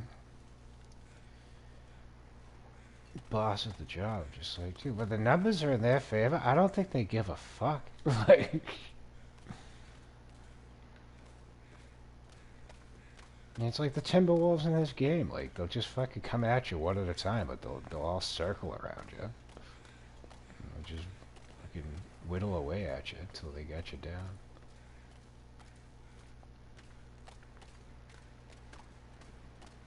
And yeah, broken fire hydrant error. What the fuck? Really? Those don't wash ashore. So I had to have been shooting at a bun bun or something. Hey, that's fucking weird. I'll do that. I don't think I've ever seen a fire hydrant error wash ashore. If so, that's new to me. What are you, 71%? Give that man a cigar. I think I picked up the other one, so we should probably get rid of the crappy hatchet we're carrying. There you go. I'll drop the weight. Coyotes and mini Timberwolves. When I was homeless, I wore tennis shoes when I walked and boots when I did camp stuff. Yeah, no, like the boots were good for fucking camping, but like what did me in, because like I'm very familiar with Massachusetts. I've lived there most of my life. So like I had like a plan formulated of like how I was gonna go about it.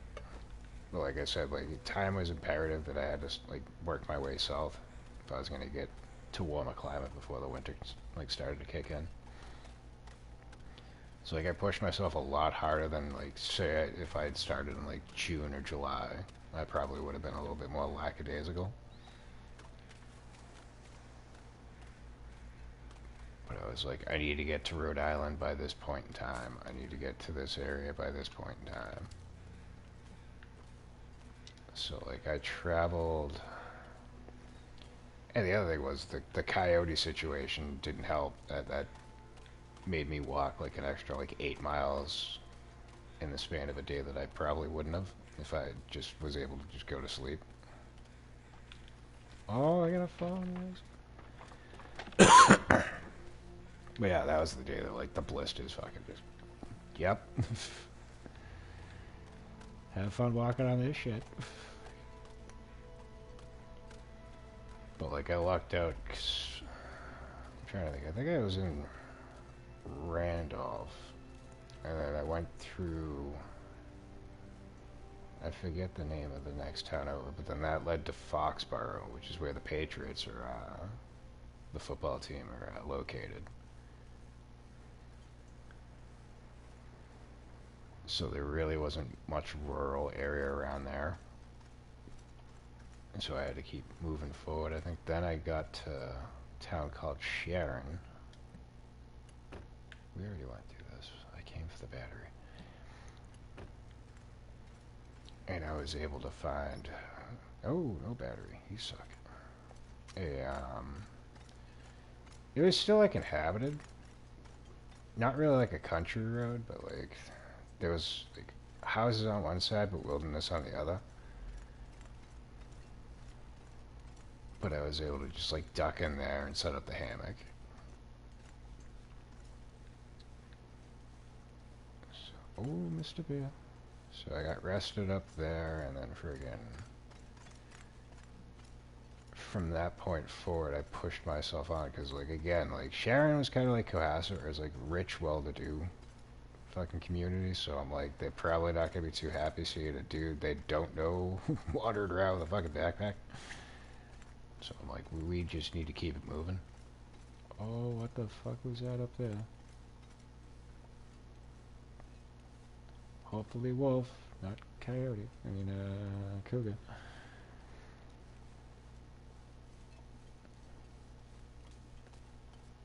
But then I pushed myself to get through that. Yeah, it's a wolf. And I was pretty unfamiliar with the area, but like I had a phone that didn't have service, but I could still use the GPS, so I could track like where I was at all times, thankfully. And I was like, alright, this road leads to fucking Attleboro, which my sister used to live down there. So I was familiar with that area. And I'm like, if I can get to this spot, I know I can set up there. And it was a prime location. It was like an industrial park, a wooded area, and then a McDonald's. And I'm like, if I could set up like right near the McDonald's, I could just sit there for 2 days, soak in Wi-Fi, get a coffee whenever the fuck I want. Like, this would be mint. But the problem was, it was going to take 10 hours of straight walking to get there. And like I said, my feet were already fucked at that point. So, it wasn't the wisest decision. But when I got there, that's when things pretty much just like went south. But,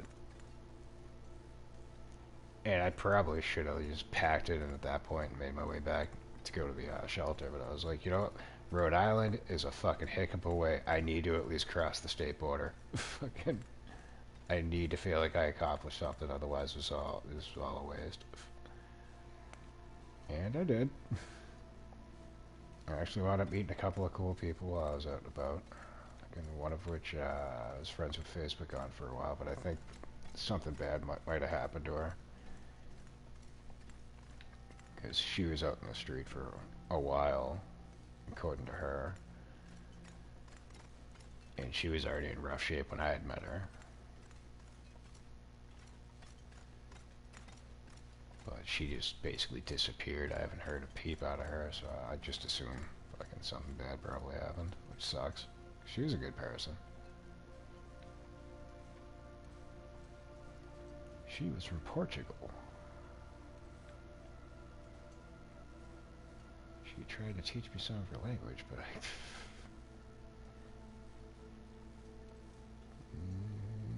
we all know about Slammy's memory, so that was kind of a fool's errand on her behalf. Does not look like we're going to be getting any more batteries. That sucks. But we have one at the garage, we've got one stored at the trader box, so we're going to have to bring one back. And I'll probably go the route that you had mentioned and just grab them from Desolation Point. But we ain't going to do that now. Instead, we're going to fill up our meters.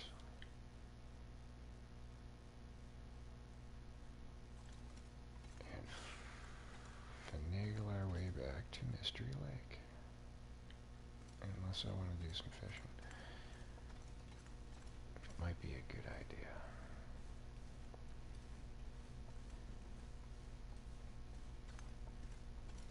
I could try to hunt this deer, but since our sleep gauge is down, if he runs off, we are not going to be able to keep up with him.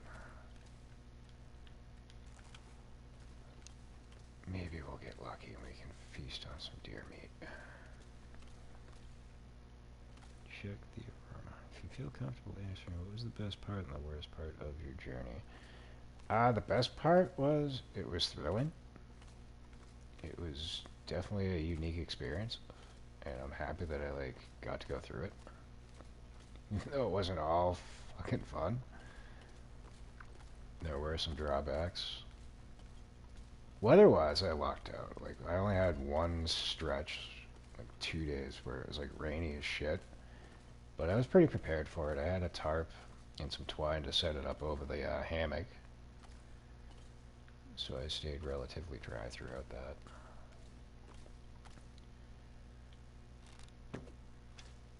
Oh, you motherfucker. I thought that was gonna be a fucking one shot.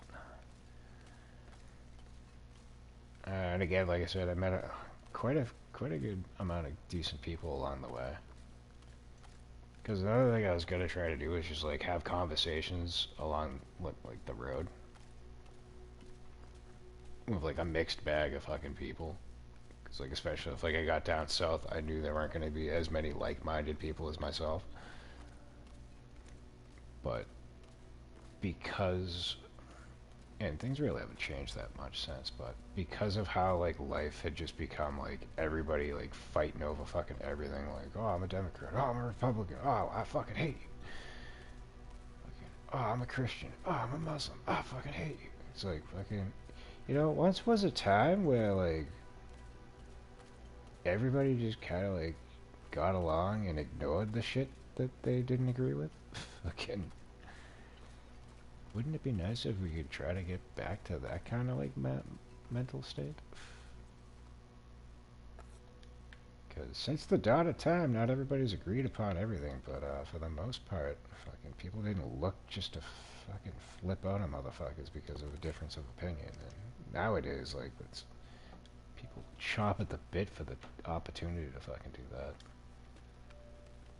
Which I kind of blame social media for. It made people too free with their fucking lips.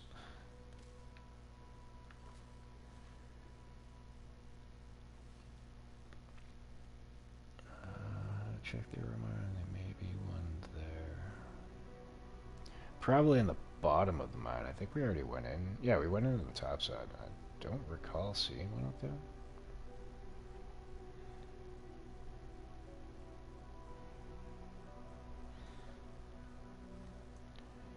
Yeah, like, to go back to it, like, I'd say, like, in the process of, like, being homeless and while, like, I was at a shelter, fucking, the nicest people that I met were the people at the fucking shelter.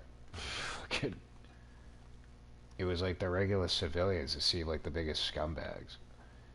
Which boils down to fucking, like, just the stigma. Which, I mean, I had a little bit of before I got in there. I'm like, oh, it's probably all a bunch of fucking criminals and drug addicts and shit. It's like, you'd be surprised. Like, yeah, that's part of the demographic. There are fucking addicts, there are fucking criminals, which makes sense. It's reasonable. Like, oh, just got out of jail, don't have a place to go fucking live. Where do you expect them to go? But there was a lot of mental health. Uh, I guess patients, clients would be applicable term. But a lot of folks suffering from mental health issues. A lot of like widowers that I also noticed, which again makes sense. Like when you boil it down, fucking, because it's like, all right, husband and wife couple. They're older. Back when the time was, all right, the husband goes to work, the wife stays at home, keeps the house. Well, the husband dies. The wife, 50 years married, never fucking worked. Now all of a sudden she's got to do finances, she's got to do all the stuff that the husband took care of. They don't know what the fuck they're doing. They're a fish out of fucking water. Long story short, guess where they wind up? So like when you see that it's like everyday fucking people and it's not just like what like Hollywood would project on you or like you would just assume, like it gives you a whole new understanding of like just like that kind of situation to be in. I don't want to start a fire just yet. We need food.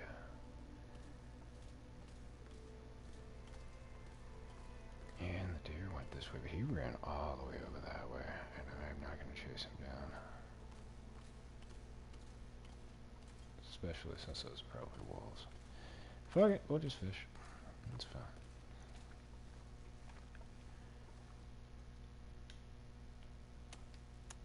But ironically, out of like the craziness, I think the most sadistic person I met, like in that time, was one of the fucking staff members at the fucking shelter. Huge scumbag. He would fucking instigate people and rile them up just so he could throw them back out in the fucking street and like ban them from the facility and shit. And he didn't like me one bit because like I advocated for people like I was talking with Roxanne earlier. Like, I used to be like a peer mediator, so like I'm kind of good at diffusing situations. So I'd always see him try to set somebody up for the purpose to like kick them out and shit. I'd just like interject and be like, oh, and like calm it down, foiling his fun. So he made it like his fucking obsession to just like one try to get me kicked out, but he like I was hip to it, so there was no way I was gonna fall for his bullshit, and I like knew how to navigate like his manipulation and all that kind of shit. But then he did like what I wouldn't assume because this is still like when I was in the mentality of like expecting like myself from the world. And this kind of like led me to learn like yeah, you can't expect yourself out of the fucking world. You're gonna be disappointed. But like I didn't even notice it. It was like in my friends that like pointed it out to me. But like I had a like small group of people that I hung out with. I got along with everybody there. But there was kid Logan, David, Zach, and their mutual friends. This guy Hawaiian John and his girlfriend. And friggin' one by one, they all were getting kicked out for like the stupidest shit. And like I wasn't putting two and two together. And it wasn't until Logan said like, "Well, why do you think we're all fucking?" Like the setup was fucking. There was a kid that was there, but like he was. I'm trying to remember. Not like military. It's something like something to do with school, but like they put you on the path to like go in the military. Well, he got enlisted into the Navy, so like he had a car, but he just left it behind. So they were all fucking when they got kicked out. They had the keys, so they were staying in the SUV. So like one night, like I went out there, fucking like I roll my own smoke. So like I rolled him a fucking pack and a half of cigarettes, went over and gave it to him and shit. And fucking we were just shooting the shit before I had to go in. And fucking that's when Logan was like, "Why do you think we're all out here?" And I'm like, "What the fuck do you mean? Like y'all got kicked out?" He's like, "No, but why do you think we, all of us, got kicked out?" And I'm like, "Yeah, what do you mean?" He's like, "Drew fucking couldn't get to you, but he knew he could get to us, and that's how he's trying to get to you." And I was like, hey, "Fuck me!" Like it just didn't dawn on me. And I'm like, "How fucking depraved do you gotta be?" That like you need to do something like that to people that are already down in that fucking luck. So, ironically, what Drew didn't take into account was I had sway with like staff. Like as much as I got along with like all the clients, I definitely got like along the same way with the fucking management, the other fucking staff, and all of those. So friggin' what was it? It was one morning. Like the way it's set up is like it's kind of like there's dormitories. Like there's a female dorm, there's men's dorm, and there's like a cafeteria area, and there's like the check-in station and shit. So like they would wake you up at like 6:30 in the morning, and you would have to be out by oh we don't have any more fire. Whatever. We'll go to the cabins. So where was I at? So they'll wake you up at like 6:30. You got to be out of there by 7:30. That's just for regular fucking clientele. Like they had a work program, so I wound up being on that, and I do like in the off season janitorial shit. Like I'd go around like clean out the bathrooms, fucking bleach them down, hose them down, sweep and mop the dorms, pick up like the trash around the building and stuff. But then spring, summer, and fall, I'd go out in a box truck and just they had like rental properties, and they worked with a company that had properties and stuff. So I'd go out and like do like the landscaping and shit. So it was like pretty much the tail end of fall. But like we wouldn't start cleaning like the dorms until everybody was out. So like I'd go out, get a coffee in the cafeteria, and I'm standing there, and fucking in comes fucking Drew. He's mouthing off, being a fucking, in his mind, a hot shit to all of us, just a fucking prick. And fucking, I'm trying to remember exactly what he said. He was just like, oh, fucking, basically like the whole, like, you don't have to go home, but you can't stay here, fucking blah, blah, blah. He's like, and I'd like it if you saw trash on your way out to throw it into the receptacle. And I'm standing next to this fucking girl who was going out with another guy in the program.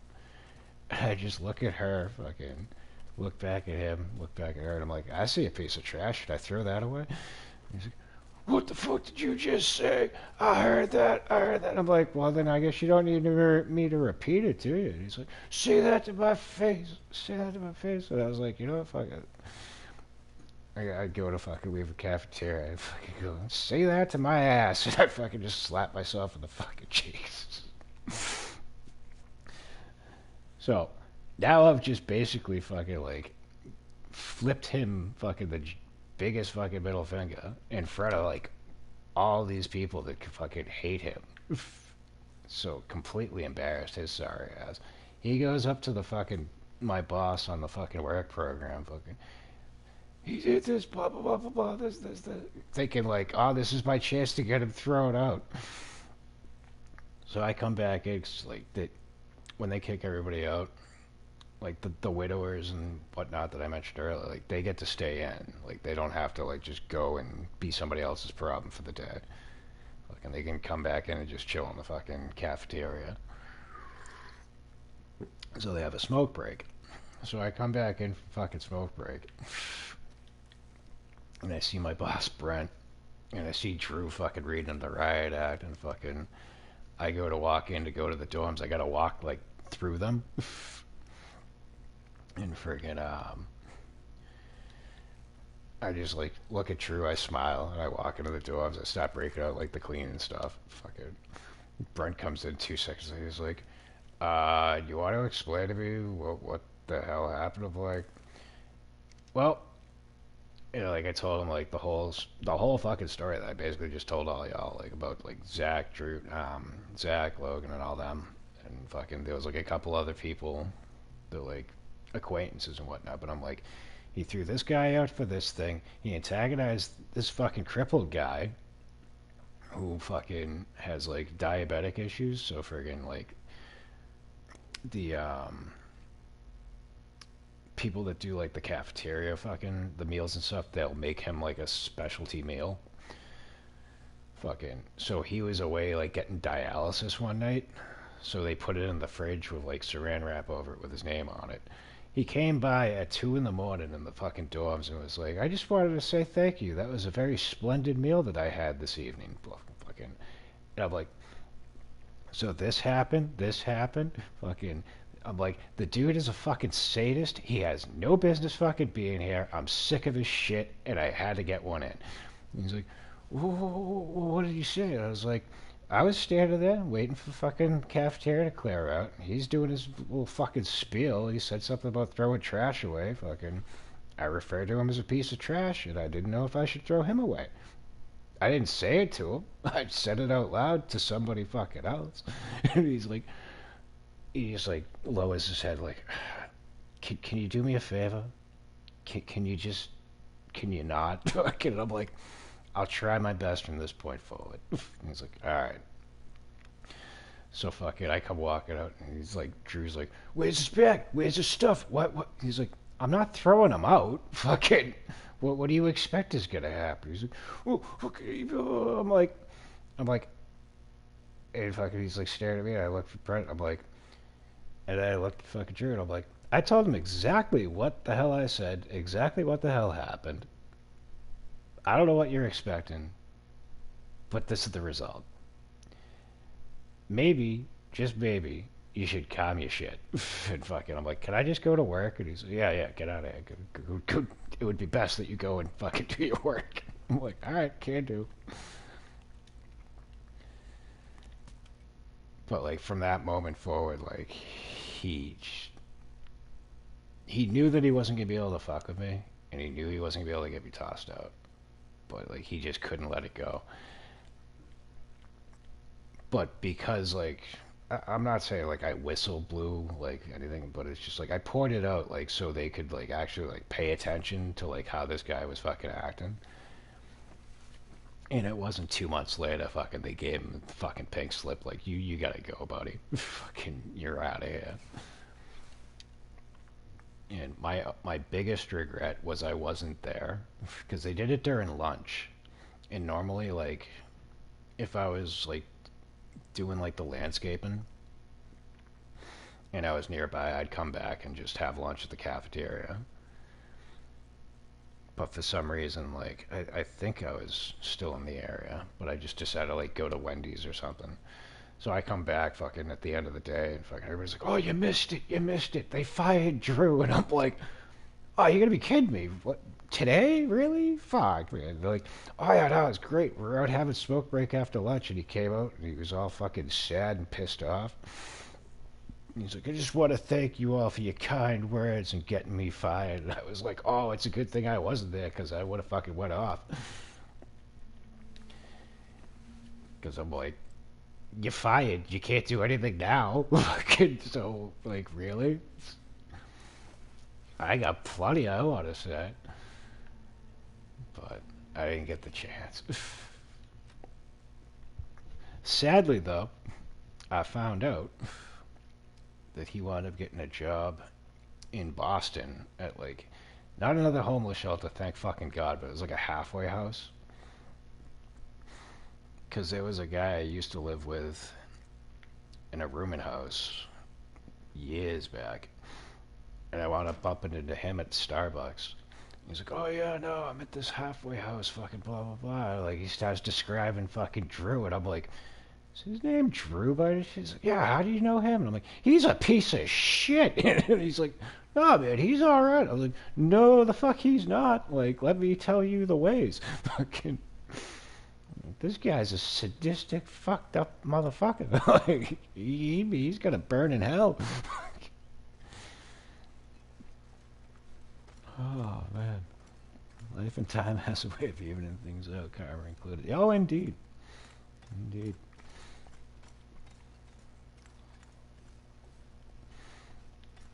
Yeah, nah, this guy, fucking, the one that was telling me about Drew, he's not all there either, but he's fucking funny as shit. Yeah, he wound up getting into it with fucking not really the building manager, but like he was the guy that lived in the building that like collected the fucking the weekly rent checks and shit. So like he kind of had an in, but like he was no different than any of us. But like trying to remember actually how like it went down.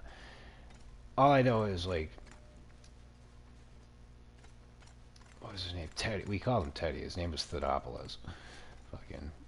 But all I remember is fucking Teddy went down and like kicked dude's doors off the hinges and like had him by the throat. Fucking. I don't remember what instigated it, but I just remember it wasn't. But like a day or two later, yeah, Teddy, you gotta leave. Fucking. We can't be having you here no more.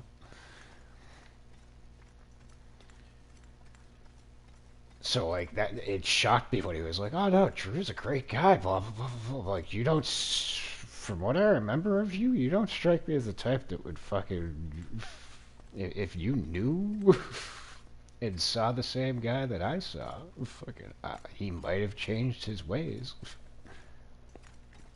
But being that he was in his middle 50s, I'm pretty sure old dog don't learn new tricks. But like he knew my character, so he knew I wasn't bullshitting when I told him all. Like fucking, oh man, fucking.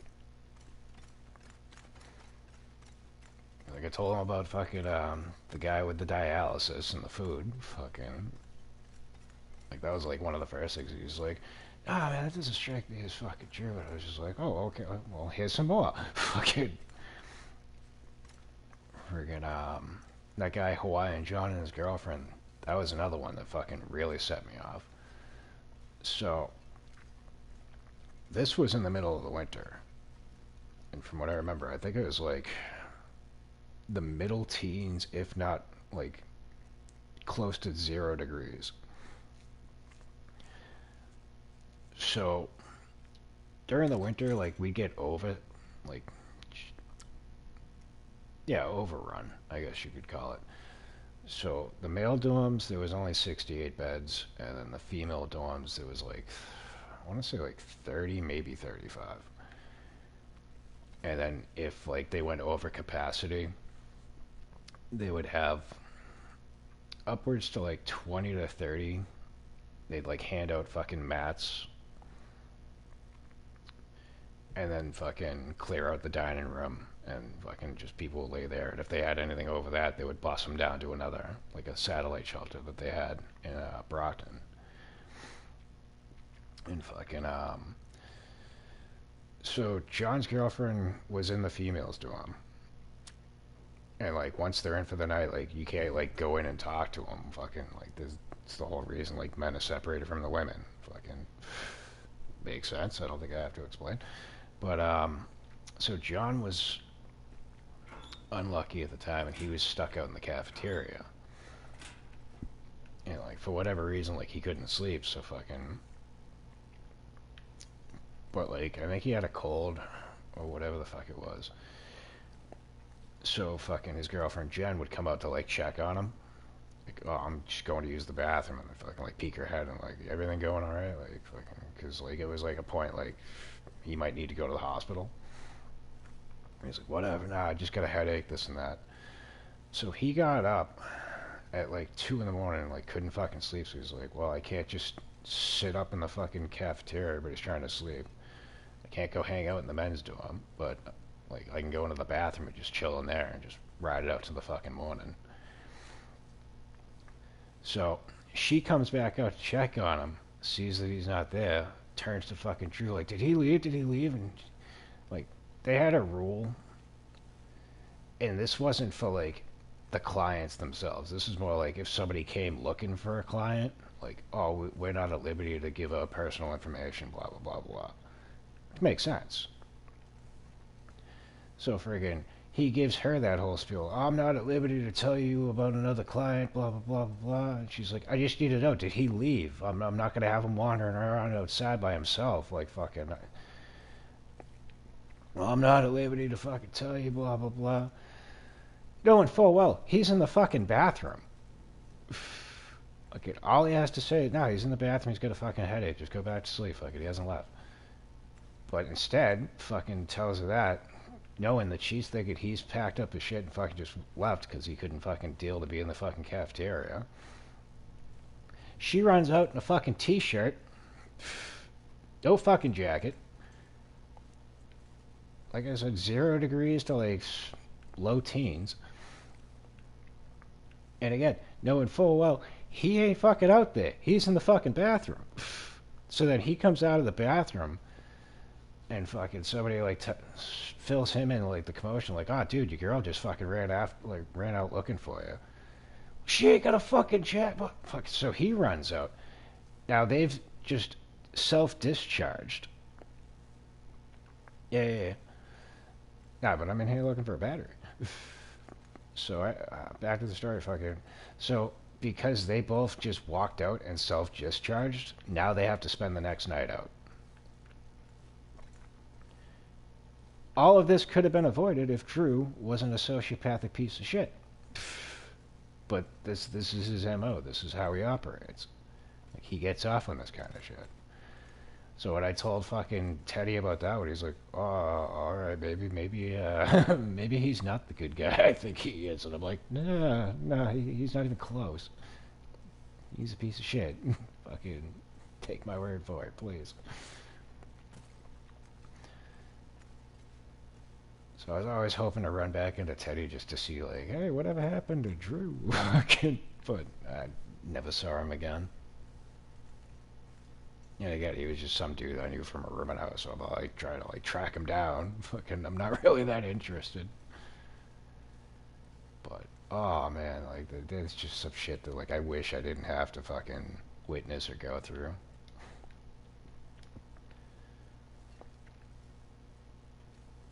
No, we don't need sleep. We need water. I need to go make a fire. But yeah, no, it was an experience. I can at least say that much.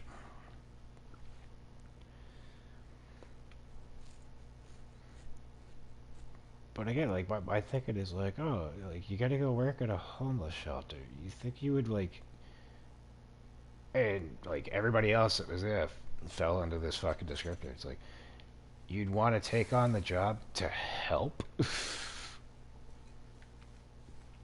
I mean, yeah, like I said earlier, like you can't help everybody. Some people just they don't want it, but you don't go out of your way to fucking make them more miserable or make their lives fucking worse for wear just because you can. But like this guy was a special fucking breed.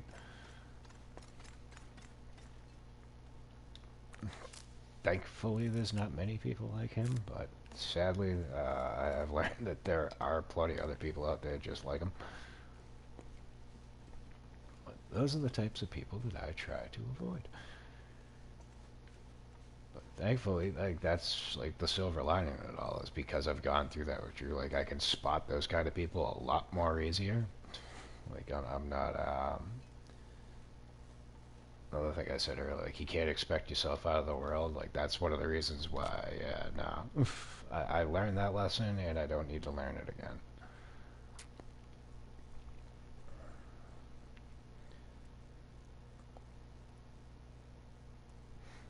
Yep, no, you said it exactly right. Some people are only focused on preying on others, and it's sad to see them going after the most vulnerable. And that's why they do it.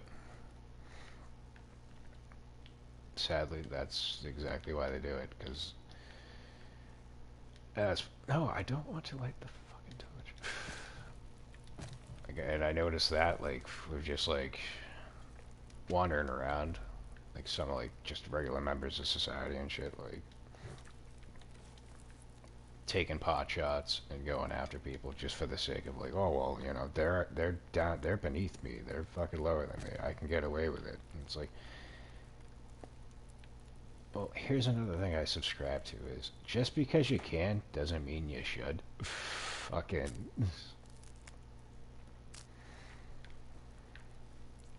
Yeah, like I even said that to a few people at the shelter. Like it's like just because these people give you a reason or treat you like shit doesn't mean that you have to become that.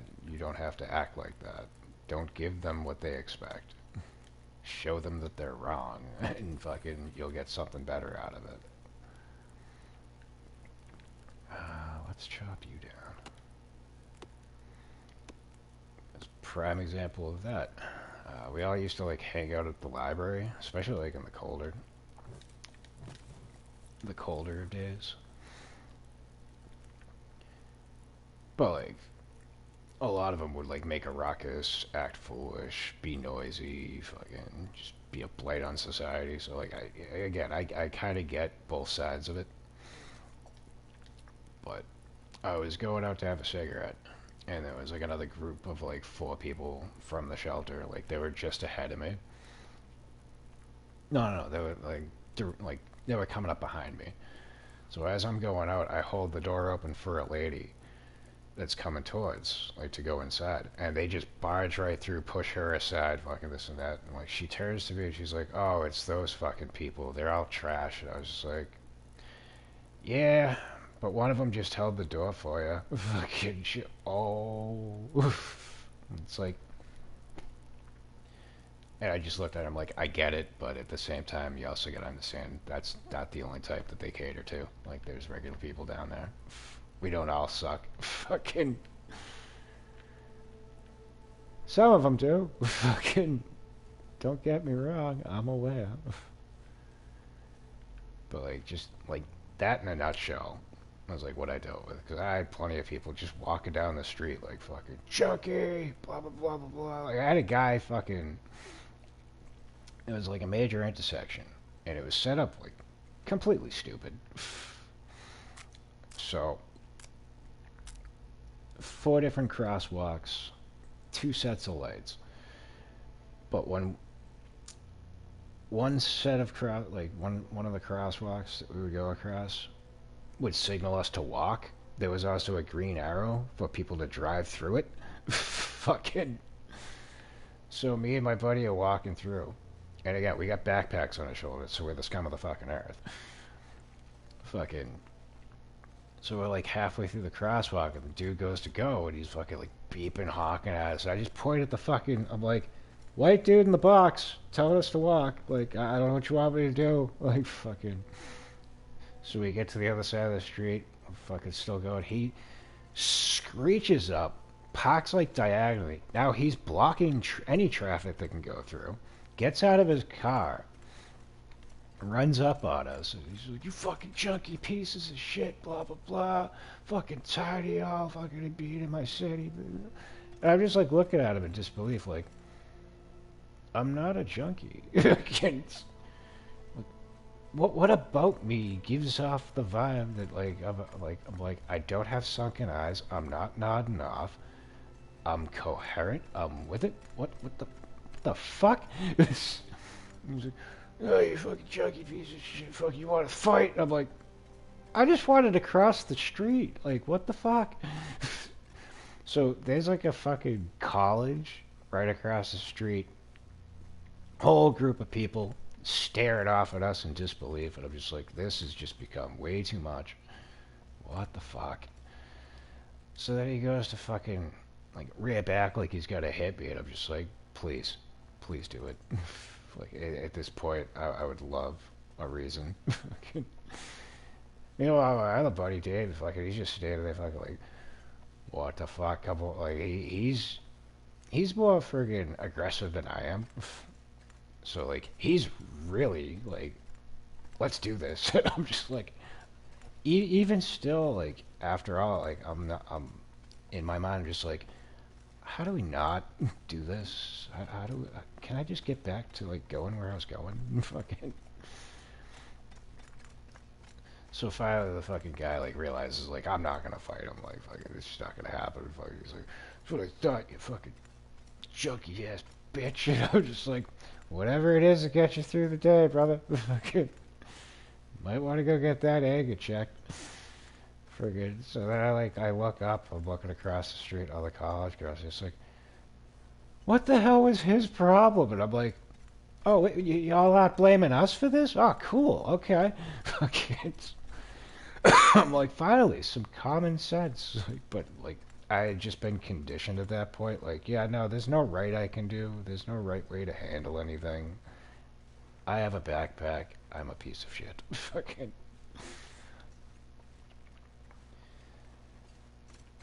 But like I every now and again I wonder like I wonder what that guy's up to now. I wonder where he's at. Because one of the things that I figured out was like people like that were just like so quick to just fucking spew hatred towards people in like my position at that time.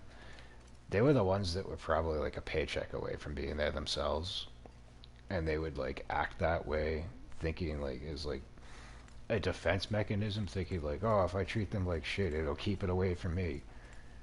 No, no, no, that's not how it works. Fucking, you act like that, you probably got to ensure that you wind up in a position like that,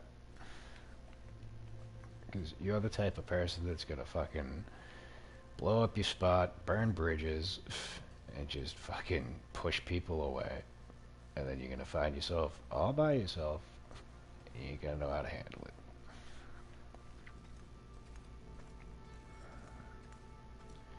Get the memento hint. I already got the memento hint. No place is all good, no place is all bad, and nobody's better than anybody fucking else. Like, case in point, I've been thinking about this. It's like, a lot of people think like, oh, like I got millions of dollars, I'm doing great. It's like, not really. It's not necessarily the case. There's plenty of people that have like 10 million in the bank and they're miserable as fuck. And there's quite a lot of people that don't have jack shit to fucking rub together. But they're happy, they're hopeful, they're content. I'd say they're the ones that are far more fucking richer, far more better off The ones that have money.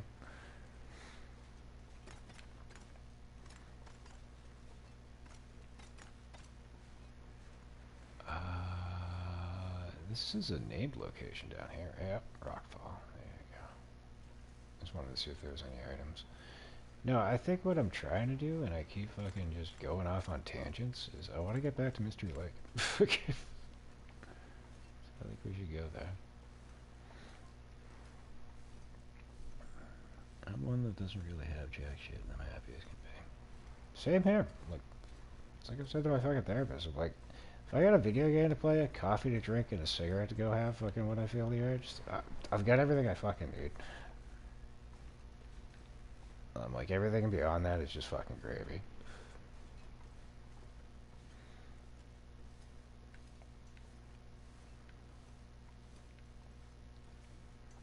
Oh, and as long as my electric bill's paid. Can't have video games without electricity. Other than that, I'm pretty much good to go.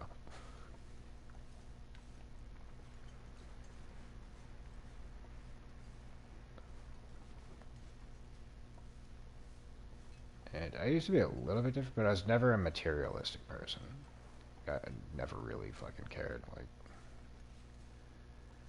oh, I gotta have, like, the newest fucking clothing attire. I gotta have, like, fucking brand name fucking jeans. This and that. Gotta have swag. Like, God. I gotta be comfortable. That's really all I care about. Fucking. But, like, my sister was the opposite way. Like, fucking. Gotta have, like, the name brand shit. Gotta have. Oh, hello, Mr. Bear.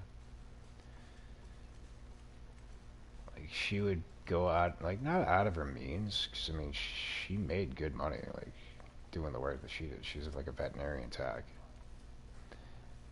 But again, it goes back to, like, my whole saying is just because you can doesn't mean you should. And just because you could spend $25,000 on a car doesn't mean you probably ought to. Maybe you should get the car that fucking you can make payments on and not overburden yourself. But to each his own. Like, life is yours to live the way that you want to live it. But, like, we are definitely two different fucking people when it comes to that kind of shit.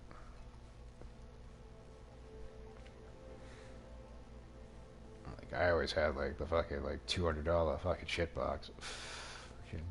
Does it run? Cool.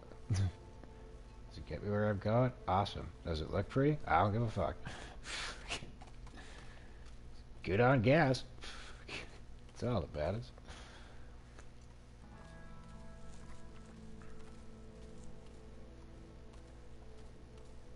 I was actually thinking about my, the last car I had. Fucking Honda fucking wrecking it because the fucking headlights. Because I went through a fucking puddle during, like, a huge rainstorm. I don't know if this caused it or if it was just a coincidence, but, like, as a result of that, every time, like, I'd start the car, I'd have to pop the hood and tap on them to make sure, like, they'd light up because the wires got corroded or some shit. So I was coming back from my buddy's house one night. Fucking, he lived in a pretty rural area, but, like, his driveway was all lit up. So when I came out, like, I started the car and I was like, just didn't put two and two together. They were like, hey, you gotta pop the hood. Fucking, like, oh, the lights are on. We're good. Fucking. Let's go a little ways down the road, and it's fucking. That's when it becomes rural with no fucking street lights. And by the time I realized this, I fucking hopped the curb, fucking popped two tires, tore my fucking bumper off, but managed to get it back home. Don't ask me how. So fucking came out, fucking fixed the tires, fucking I wound up spray painting because, like, I never knew this. So maybe I'll gotta learn something when I say this. But, like, underneath your bumper is basically just a steel bar. Fucking, it's not just that big plastic fucking piece. So I wound up taking a can of neon green spray paint to the steel bar. Because the bumper was gone. I have no idea where the fuck that went. I did go out and look for it, but it was not to be found. So friggin', the convenience store that I wound up working at later on, I used to pop in there and get fucking coffee in the morning when I get out of work. And fucking there was this old lady fucking that worked there, this lady Rose. She was a hot shit. Fucking miss that lady. But like I pull in and she's just like, "What's wrong with your car? It looks like it's got cancer." And I'm like, fucking like, yeah, that's my love bug. That's Spec. She got me a little fucking fender bender the other night. Nice to see you noticed. But she'd always hit me with fucking zingers. But yeah, no, I was happy to drive that car around, fucking, regardless of how it fucking looked. And I spent 250 for the car and the title. And then 3 days after having it, it got backed into, and the insurance claim paid me 1,800. So, free car and extra money to spare. Wound up working out in the wash. But from that point forward, I was like, I don't give a fuck what happens to this car. Just as long as it keeps going, it gets me where I'm going. Fucking, that's all that matters.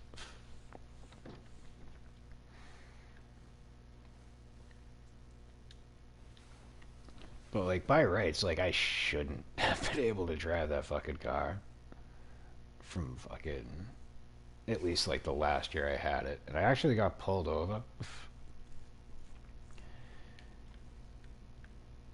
And like I had an expired fucking inspection sticker on it because like the O2 sensor was out, so they wouldn't allow me to pass inspections. But it was like one of these things like, so if your car is under 15 years old, the omissions are applicable towards it. Like it'll hold you up from getting your inspections. At least around here. I don't know how it works in the rest of the country. But my car was 14 years old. I'm like, if I could just get one more year, I can get a sticker. It's not gonna fucking matter. So I gotta fucking stay on top of my game. Don't speed. Don't fucking cause any fucking eyeballs on me. So then I go getting pulled over and the fucking cop pulls off and I'm just like, oh, he's like, you know why I pulled you over? I'm like, inspection sticker. It's past the shelf life. I understand. Let me explain. You see this check engine light? There's a reason that's on. O2 sensor. Are you familiar with cars? Alright, well let me inform you. O2 sensor is a useless fucking part. Has nothing to do with the safety of my vehicle. The only thing that it does is I maybe lose like 0.002 of a mile per gallon. Fucking my rent is this much a month. The amount it's going to cost me to fix it is this much a month. I can't afford to do both, and I can't afford to be on the street. So I'm like, and he's like, all right, yeah, never mind. And I was like, all right, you seem to be taking it well. He's like, well, you work overnights at the fucking convenience store by the highway, right? He's like, yeah. I'm like, yeah. He's like, yeah, well, if I fucking haul you in, I'm not going to have coffee tonight, so be on your way. Well, okay then. Fucking. I'm like, is that the reason nobody's pulled me over yet? He's like, yeah, probably. Like, we know your car. Just like, what the fuck?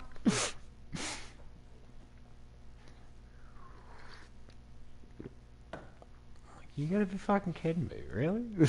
All this time I've been fucking nail biting my way to get to fucking work, and I didn't have to. Fucking, why couldn't one of you pricks tell me fucking sooner? Oh, we just figured you probably would have put two and two together. Like, no, not really. Nice to know now. Fucking. Because I had always wanted, I'm like, dude, I got a bright neon green fucking bumper. Like this thing is not discreet. Like, and the other thing with the car, like, it had character. But the other thing with the car was fucking, the timing belt.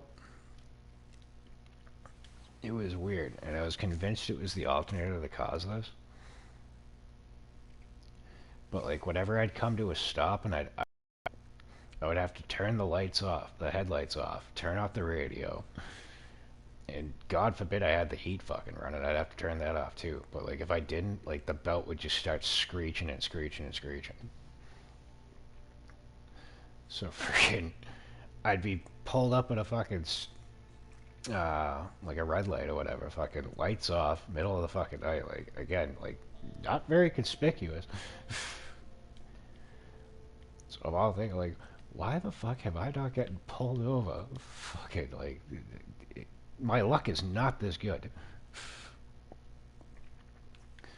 But when he fucking told me that, like, oh yeah, no, like the whole shift, we know you work at the convenience store, fucking, like, we know you're a good shit, like, we're not gonna fuck with you.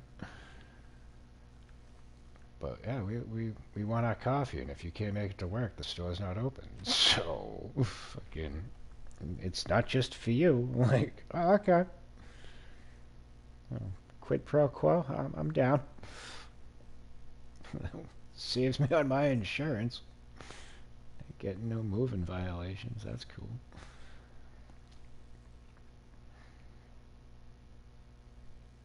But yeah, no. Good times. Good times land. And I do miss driving, but I don't miss the headache of fucking maintaining a car, paying insurance, trying to avoid other ditwits on the road that don't know what the fuck they're doing. There's plenty of those.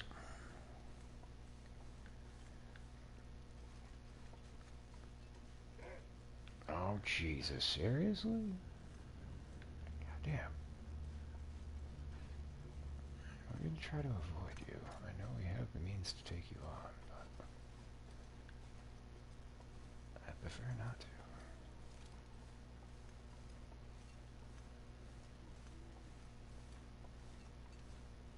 I think he fucked off because the music shifted back or turned off.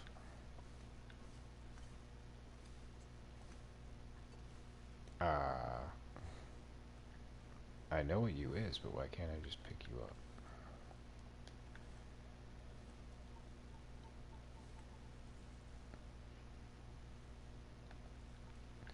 So that's gotta be the one that I shot at the cougar.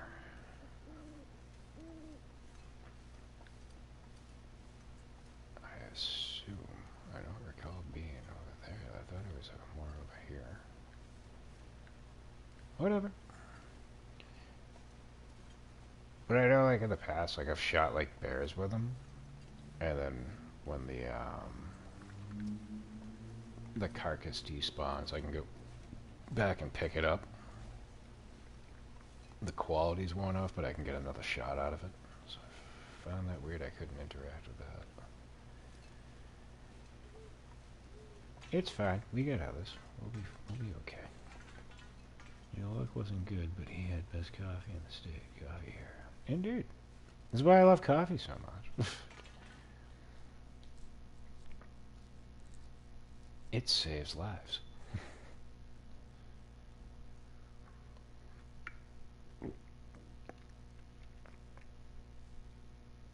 That was the whole reason that I took the job, because I got free coffee.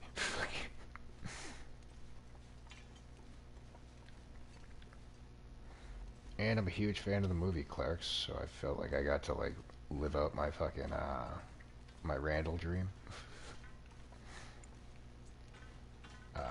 Needless to say, the novelty wore off real quick when I realized that most customers in the customer service field are just fucking cocksuckers.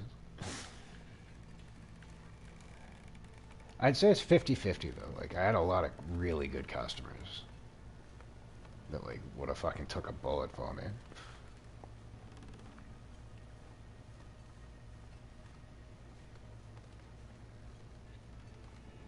And again, definitely met a lot of fucking cool people along the way. Co-workers, fucking, some of the vendors, like Frito Guy.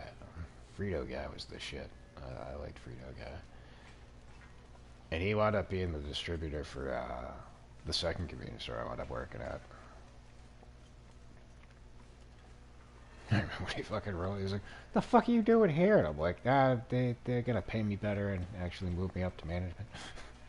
Like, oh, okay. I wonder what happened here at the other store. I'm like, yeah, no, they sucked. I had to get out. I'm like, you still do deliveries? He's like, oh yeah, no, it's a fist fuck now. They don't know what the hell they're doing. I'm like, yeah, no, that makes sense. They had it good for 2 years. I was dependable. I never took time off except the one time I did, which is why I wound up not wanting to work for them anymore.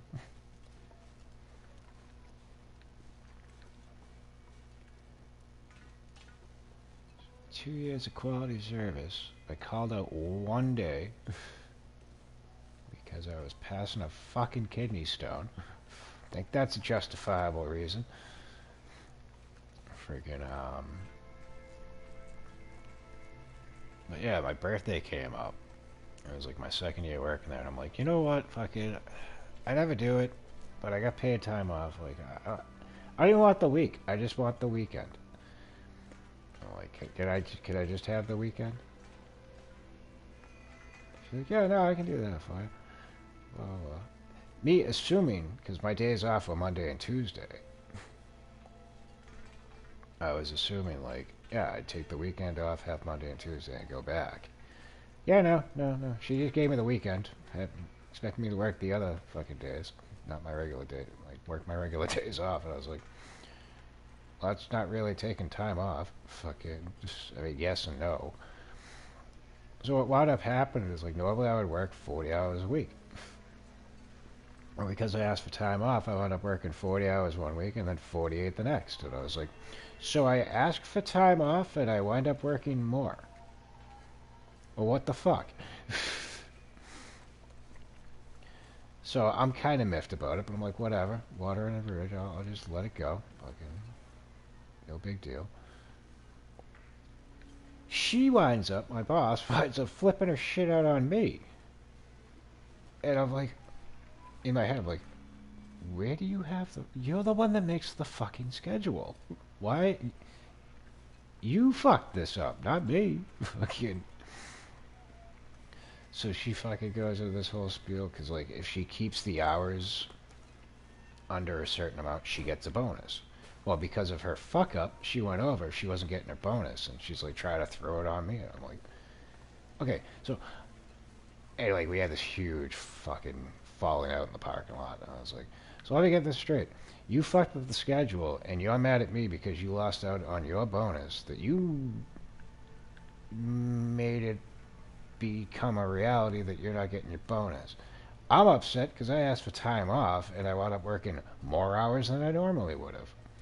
I'm like, do you really think this is a good argument to be having right now? She's like, well, you gotta understand. I'm like, no, I don't have to understand shit. Here's what I understand. You don't appreciate what I'm doing here. You are not going to allow me to move up because you depend on me to be in this position. Because, like, one of the things, like, at the time I was pushing for was, they were opening up, like, 5 or 6 more stores, so they were looking to, like, push people along, like, towards managerial roles. And I'm like, well, I've been working to aspire towards that. Like, I didn't take this job to be like an overnight cashier for fucking 40 years. Like, fucking, like, there's got to be a light at the end of the tunnel. But I had found out fucking, because I had, like, questioned, he was like district manager or somebody that was, like, not in charge of the, like, the decision making, but, like, was in with the people that were going to be making the choice. And, like, to test the waters, and then I found out, like, they went and talked to her about it, and she, like, oh, no, he wouldn't be good for that, fucking blah, blah, blah, blah, this and that, fucking. So, like, because of that, it was never going to happen. I was just like, and see, you did that selfishly, not because I wouldn't be good at it, because clearly I'm dependable, I know my job, I do it well, customers fucking love me, fucking...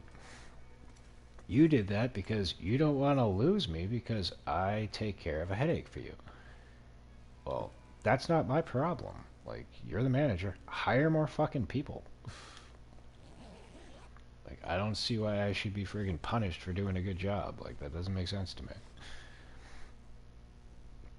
But, like, as soon as, like, I got wind of that, that's when, like, my perspective on the job changed. And then when she pulled that shit with the time off, I was just like, I'm done. Because like I said, the convenience store that I used to go to with fucking Rose, the cancer cow, fucking every time I'd go in there in the fucking morning, like the manager of that store, Jason, was like, dude, like I hear like the work that you do over at this other store, fucking man, I wish I could get you to work here. And I'm like, can you at least match the pay I'm getting? He's like, not off the rip, but I can guarantee you, if you stay here for a year, like there'll be 4 raises for your first year, and then once you get to that point, I can start pushing you up the ladder. And I'm like, I can't really invest the year to get there though, man. Like, fucking, I need the money that the money I'm making right now is what's keeping me afloat. Fucking. But then when she pulled that shit, I was like, I walked right in, fucking, Jason, that office still standing? He's like, what, to come work here? I was like, yes. He's like, I'll get the ball rolling right now. Fucking, I was like, all right, fucking, I can start in 2 weeks. And he's like, what made you change? Like, what made you change your mind? And I fucking told the story. He's like, yeah, I would never do that to you. Fucking, like, that's grimy. And I'm like, oh yeah, no, that's why, like, I'm done. Fucking, I can't do this no more. It's like one job I had, same damn thing happened. My boss threatened to fire me for getting 12 hours overtime. Yep. And it's not because, oh, like, fucking, oh, you don't deserve the overtime, or we don't need the help. Fucking, it's, well, my bonus. Time and time again, like, I've had that happen for quite a few jobs. Fucking. But yeah, no, you don't need to apologize for anything. Fucking, people suck.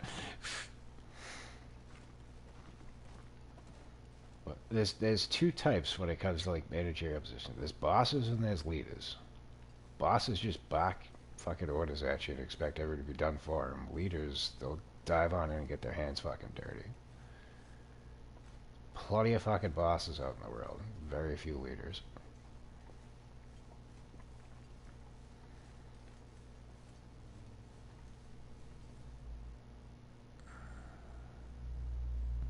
Wasn't happy after I told him the truth. Yeah, no. That's why HR is not always a good thing, but for the most part.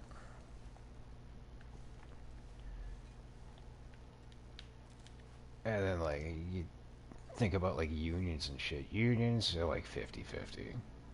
Because as much as they protect the workers, they also protect the scumbags that don't deserve to have their fucking positions.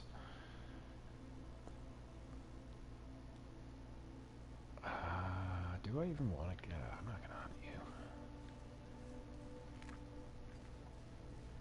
But I've worked for all kinds of people. And that's the shame of it, because fucking going back to that, the lady boss at the first convenience store, fucking, I thought she was awesome, like, the first fucking, like, 6 months I worked there. But I didn't really have much involvement, because, like, she was there fucking first shift, I was there night shift, so I'd see her for, like, maybe 5 to 10 minutes every here and there. And, like, I was a customer before fucking I got the job there. That's how I wound up, like, getting in. But again, like, I didn't, like, hang out, like, oh, who are you? But it's just, like, from what I gathered and what I saw, like, she seemed like she run a fucking, not like ran a tight ship, but like fucking she had the respect of her workers. She fucking was right there in the fucking trenches getting shit done. Because anytime I'd walk in, she'd be running around, fucking doing like 8 different things at once. But like, the warning signs and the red flags started popping up pretty frequently after the 6 month mark. And like the first one that really bothered me was freaking because I didn't start off like working the overnights, because she wanted like me to prove that like I was going to be dependable before like she trusted me with that.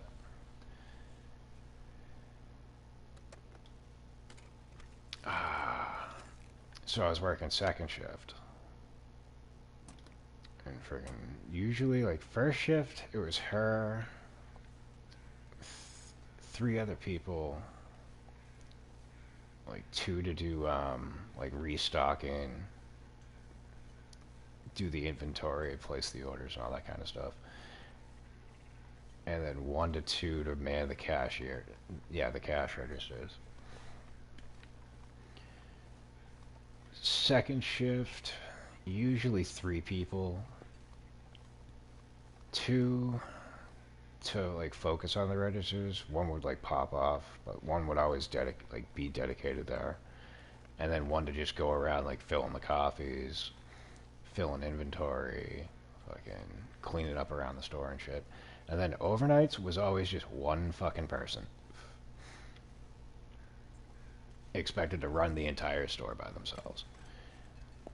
And friggin', so again, I can understand why, like, I want to know that you're going to be dependable before I fucking hoist that all upon you.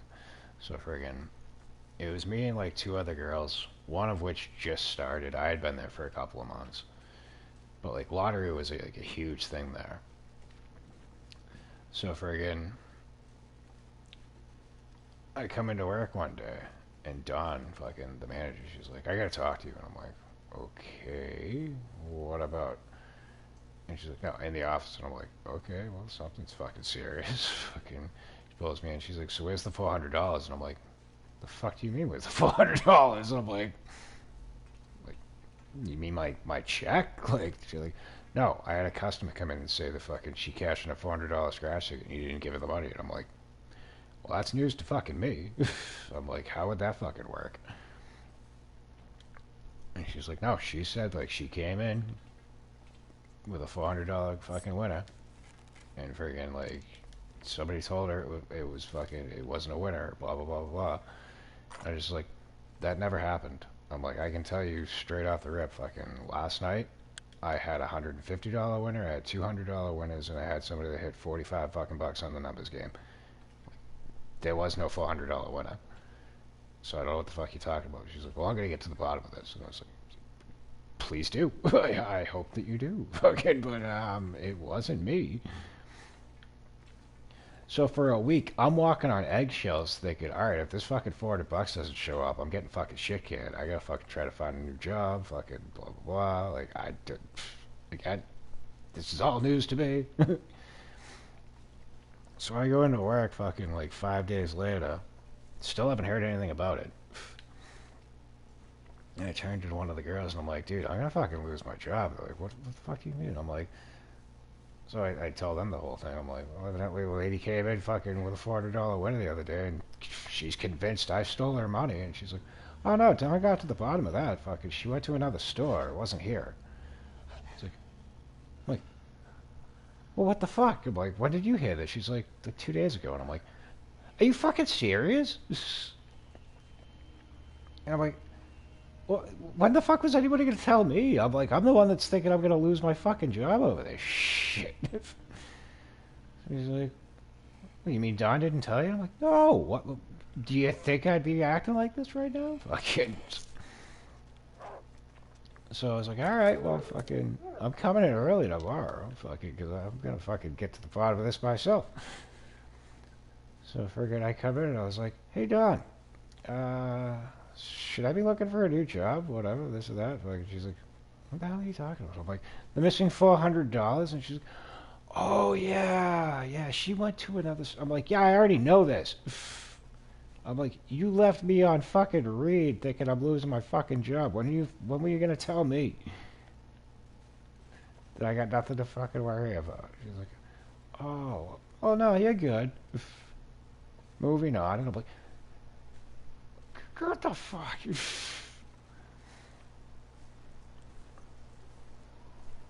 So like that should have been like, okay, what kind of operation am I working for?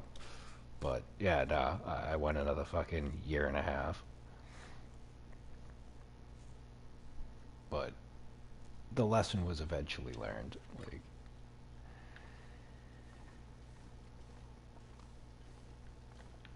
that the whole old school mentality of like, put your nose to the grindstone, work hard, it'll pay off in the long run. Like, no, that's not always the case. You kind of gotta be present and aware. of whether you're being fucking milked or you're actually appreciated. We don't need an air canister. And that is a lesson that I wish I had learned a lot sooner and earlier on in life.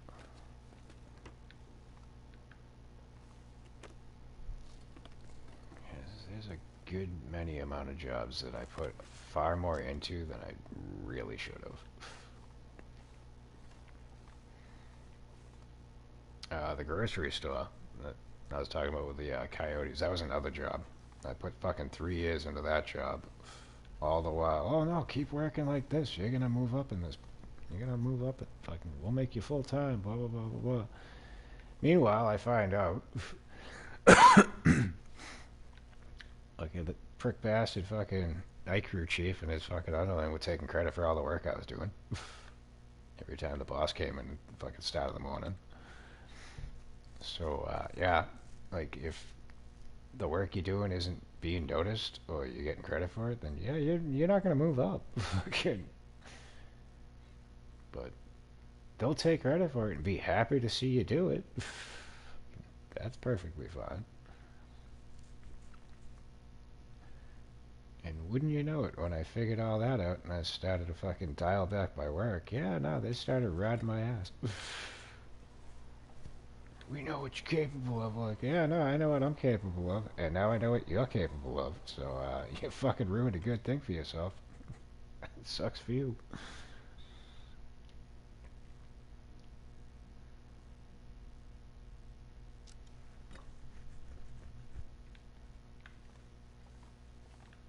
But it's funny, like, I would put up with a lot of shit if I wasn't getting fucked.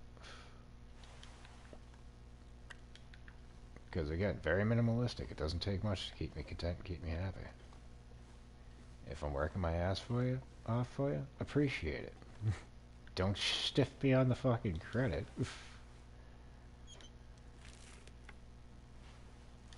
And don't fucking disrespect me. And I'll come in and I'll fucking give 150%. I don't give a shit.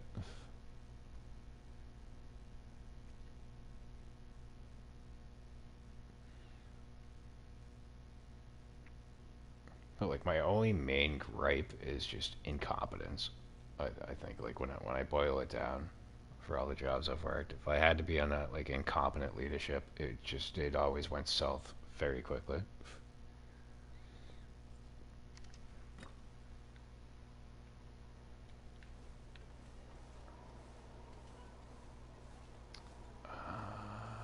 Let's see what we got in here.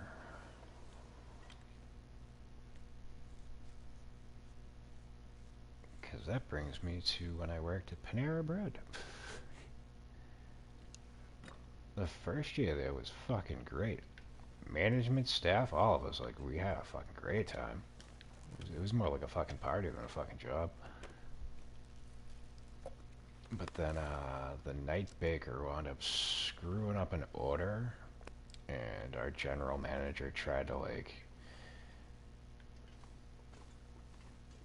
in lack of a better term, kind of like sweep it under the rug and like fudge the books to make it look like it didn't happen.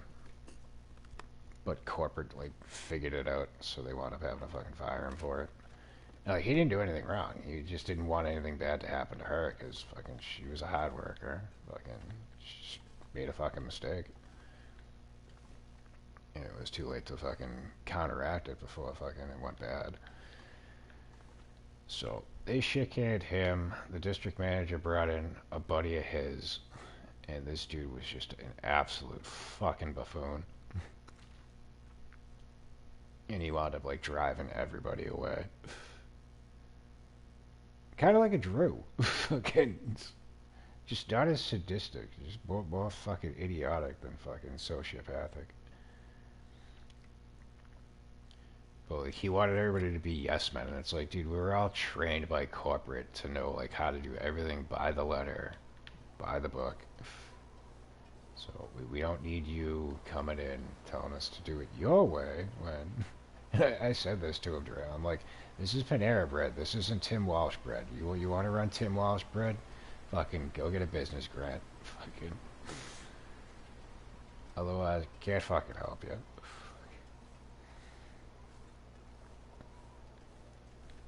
But like, I had started that job as a cashier. I then moved on very quickly, like, cause like we had orientation. 'Cause they had just built the place. So like the first 2 weeks we weren't even open. We were just doing fucking training and shit. But like we had like fucking 8 people from like corporate come in and train us in every facet of the way that they expected it to be by the book. Like you make a sandwich, it's gotta be fucking this ingredient, this ingredient, this ingredient, this ingredient. No other fucking way. I can't remember all of that off the top of my head. If I could, I'd recite it, but it was fucking kind of overbearing, but like I got it. Because I mean, end of the day, it's fucking fast food, but like they're like a step up from like a McDonald's, which is ironic because one of the girls that fucking worked there fucking went scorched her. She's like, "It's McDonald's for the fucking rich. I don't know what you people expect." Fucking threw her apron at the fucking customers and fucking stormed off. That was it for her. You know, like, I didn't even want the fucking job. Like, fucking I was working very sparingly at a bakery that my buddy worked at. But it was like, I'd work like 8 hours this week, maybe like 10 this week, fucking. So it wasn't anything to like live off of. So I got a phone call from the fucking old man. Like, "Oh, hey, we want you to come over and have dinner." I was like, "Oh, that's nice of you." Fucking first time you've ever called me up to fucking invite me over for dinner, but okay. He's like, "Oh yeah, by the way, we need the last 4 of your social." For fucking what? He's like, "Oh, we filled out a job application for you." The fuck? Fine, whatever. So my whole thing at the time was like, I wanted to like do deliveries, like anything driving related, because I enjoy driving. So they hit me with the guys. All right, well, if you work this job for a year, his new wife, my reluctantly to be called stepmom, fucking, she worked like in a lab. So like the premise was, oh, we'll get you in to do like medical deliveries and shit. I was like, all right, I can do that. That's fine. It's a light at the end of the tunnel. Fucking, let's do it. So yeah, I worked at Panera for 2 years. Do you think I ever got that delivery job? Nope. But that's the only reason I wound up going to work at fucking Panera. Fucking, I didn't go looking for it.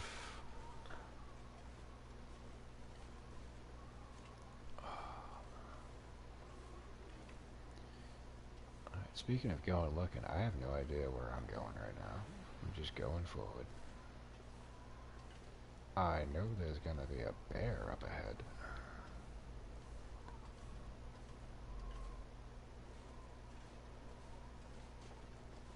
But yeah, Tim was a fucking winner. If I could have just kept my mouth shut and just overlooked shit, let shit slide, fucking, I probably would have lasted there longer than he did, because I got let go. There was a cougar over there? Yeah, way back when, right? Oh no, there's still no cougar. It has not spawned in yet. It's not on the map. Unless you physically saw it, I didn't see it.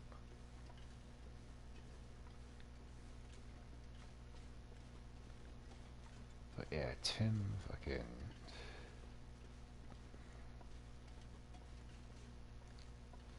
I wound up getting suspended. And I'm trying to like remember exactly how this all went down. Oh, there's a wolf over there, but I wanted to go for those saplings. But anyway, I came in, and I was a baker at the time. So they have day bakers and then they had night bakers. I could have been a night baker. I just didn't want the hassle. This was a lot of work for one person, and I just was not up for it. But the way that it was set up is, day baker comes in, does all their stuff, cleans the fucking area to make it as if like they weren't even fucking there. And then night crew comes in, they do all their stuff, and then when they're done, they clean the area to make it look like they were never there. So I came into work a few times, and oh hey yeah, night baker couldn't finish frosting these cookies, so you gotta do this, and oh they couldn't put this away, so you gotta clean up after them, and oh they couldn't turn off these ovens, so yeah you get to clean those out too. And I'm like, begrudgingly for like a week, I put up with it. I was just like, this is getting fucking old. And then like it just dawned on me. I'm like, all right, so now I've established that I'll do it, so they're gonna do it to me all the fucking time now. All right, well here's what's gonna happen. I came in, I looked at fucking one of the assistant managers, like, I'm gonna come in, I'm gonna do the bare minimum of what I need to get done today, and then I'm going the fuck home. So I'm gonna do their pan up so that like they can come in and get the bakes going. But I'm not doing any fucking extras. I'm not fucking frosting nobody's fucking cookies. I'm not fucking doing this. I'm gonna get the bake ready for this evening. I'm gonna get your baguettes and your croutons for your fucking your lunch orders. And then I'm cleaning up and I'm getting the fuck out of here. Okay, okay. So I don't know how you go from okay to, oh, he walked out. But yeah, they suspended me for walking out of the shift. And I'm like, why would I come in? And I said this to like my main boss. I'm like, why would I come in and do all the stuff that I did if I was just going to walk the fuck out? I'm like, there was a point as to why I did it. And he's like, well, what was the point? I'm like, the point is, it's supposed to be a certain fucking way. I don't leave a mess for them. I get my job done. They come in, they do their job, and they don't leave a mess for me. This is what I've been dealing with the last week. I'm tired of it. I needed to prove a fucking point. Otherwise, nothing was going to change. Like, all right, well, it makes sense to me, but it's their cafe. If they want to suspend you, then you're just going to have to sit out for a week. And I'm like, well, I get a week away from all this shit, and things will hopefully be changed by the time I get back. I'm cool with that. Fine. Fuck it. Which would have been right as rain. Do my time, come back, get to it. Well, when the day my suspension was over and I came back to go to work, fuck it, Tim meets me out in the parking lot. And I'm just like, okay, what's going on? He's like, so I gotta talk to you. Like, I can't remember word for word what happened, but basically, like, it came down to, well, you know, you're just not happy. And I'm like, yeah, I understand I'm not happy. Like, if things are supposed to be a fucking certain way, and they've been that way, and then all of a sudden now you're getting fucked, you'd be unhappy too, wouldn't you? Yeah, but you know, you're just not happy. And he just kept repeating that to me, like, you're just not happy. And I'm like, am I going into work or am I getting fired? And he's like, but well, you're just not happy. Like, in my head, I'm just like, he wants me to say I quit. That way, fucking, like, his hands are free of this. So I was just like, no, I'm not quitting. Fucking, I've got 2 years invested in this fucking game. If anything, you're firing me or laying me off, and I'm collecting a fucking check. So he hits me with it. Well, you're just not happy. I'm like, all right, I gotta ask you again. Am I going into work, or are you firing me?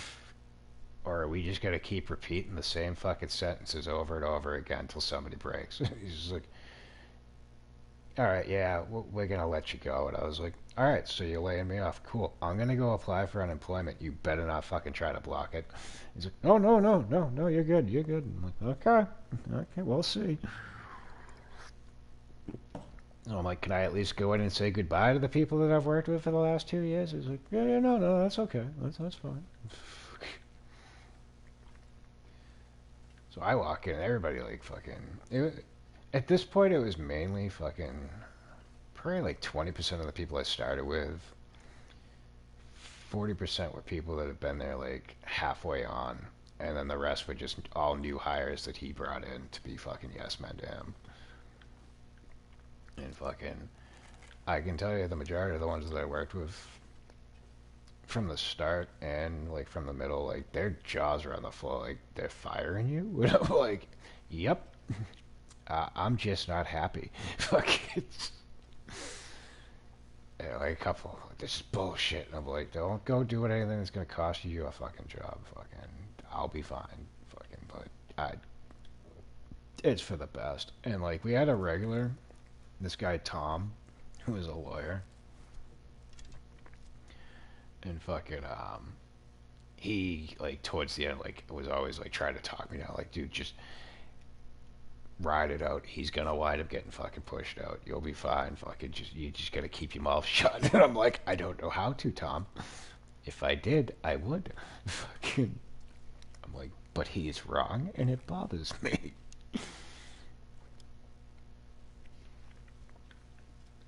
And Tom was right though, because it was like 2.5 maybe 3 months after fucking they laid me off, fucking he got shit canned.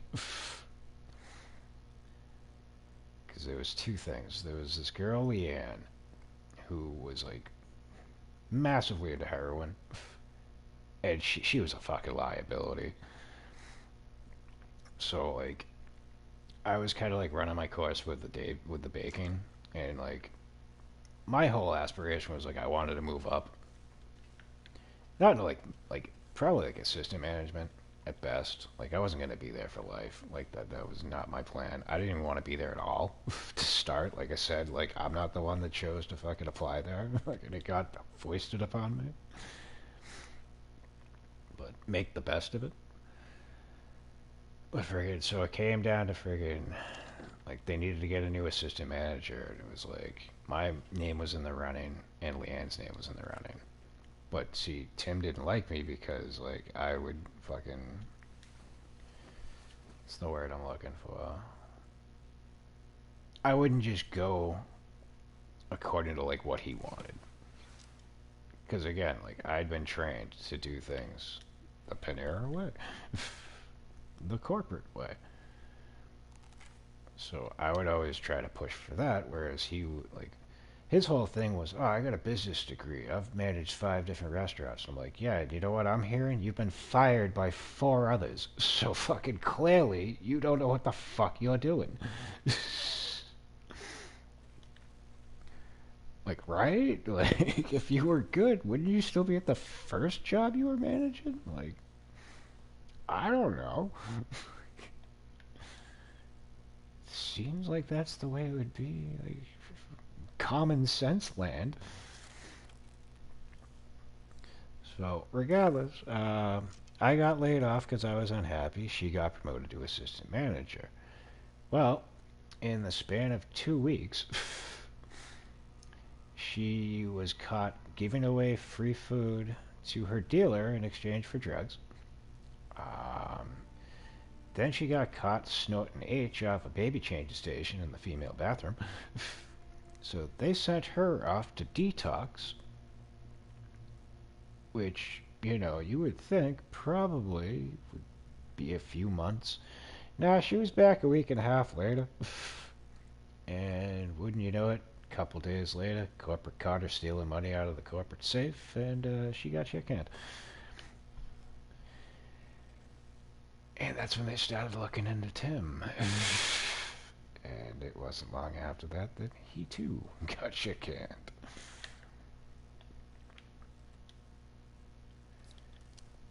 And oh yeah, most of the people that I worked with were very quick to hop on social media to let me know all of this. I'm like, I get that you guys might think that I care, but when I left, all my cares left with me. I'm sorry y'all had to go through that. It's not my circus, not my monkeys. Not no more.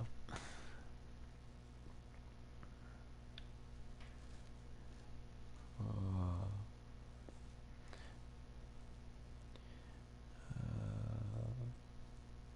Best one I had was I got yelled at for the boss son driving a forklift through a wall. Oh, there you go. Yeah, I think you dodged a bullet better than he dodged that fucking wall.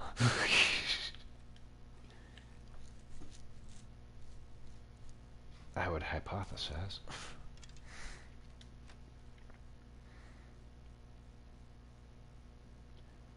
But yeah, I mean, moral of the story is like, most jobs that you're gonna wind up working, unless you work for yourself, and even that is potential that too will suck.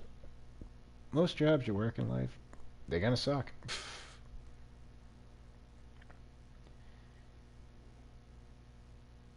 You'll find quite a few good coworkers. Case in point, my buddy Mike. That's how we met. We both worked at Panera, and then wound up getting him a room in the rooming house I was living in, and then just been pals ever since.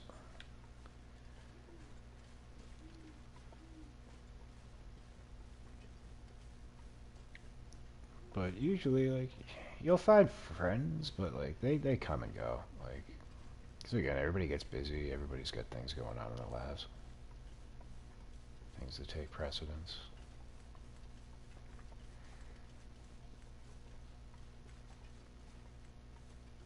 Because like Mike, he just had his second baby.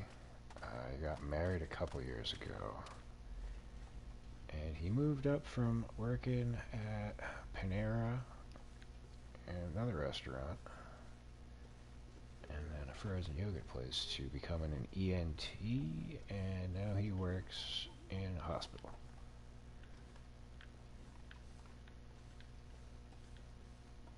So he is quite busy these days. I was self-employed one time. I tried to fire myself, but I refused to leave. Then I went on strike for higher pay. Oh shit! Where are you? Where are you?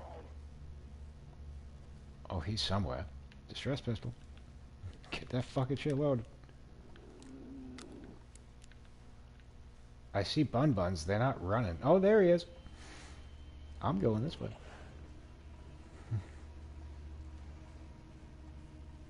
He should be sleeping. What the fuck?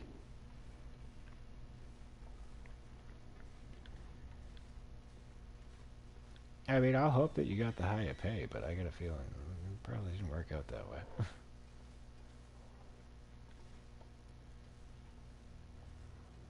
But at least you don't have to worry about a hostile takeover.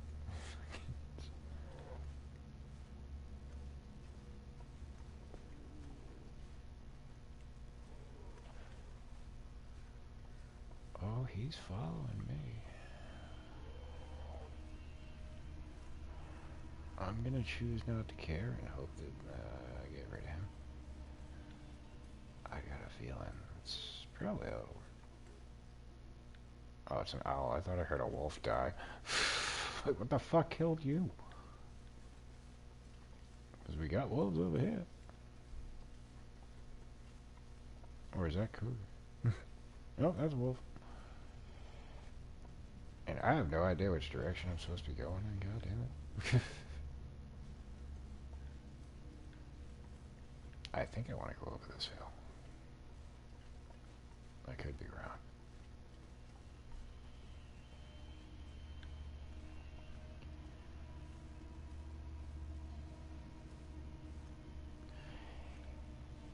Yeah, I dropped something, but it wasn't beef jerky. I had no idea what the fuck he was. I saw the bun buns frolicking about on the hill. I would have assumed, because that's where he was like 2 inches away from them. I would have assumed they'd have ran off. Usually they screech and fucking book it.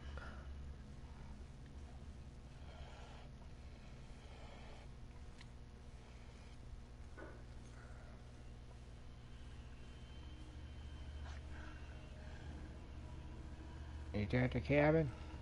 Nope. Cabin's over yonder.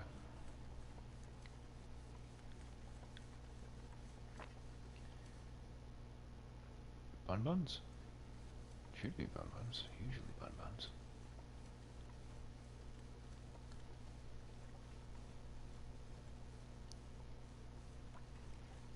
And you have a bear at Trapper's Homestead and on the lake, I'm guessing. The one on the lake was there previously, but I haven't seen one over here. Unless he's the one.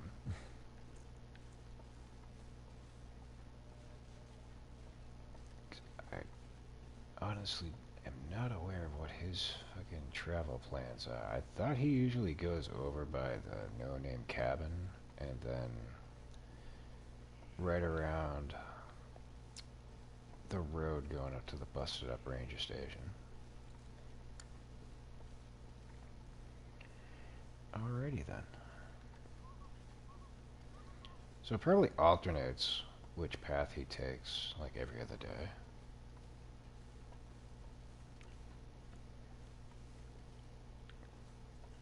Because I have seen a bear, like, I've come out of the cabin, he's over by these trees up here. Or he'll be over by, like, the bun buns that we just saw over there.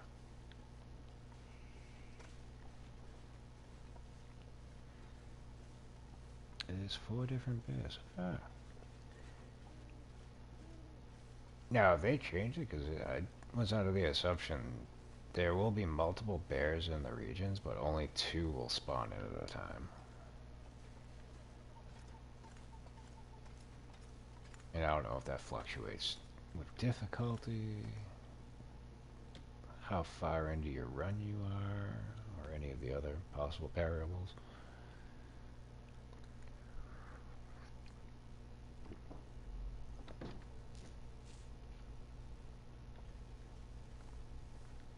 Oh, guess what? We remembered our Prava.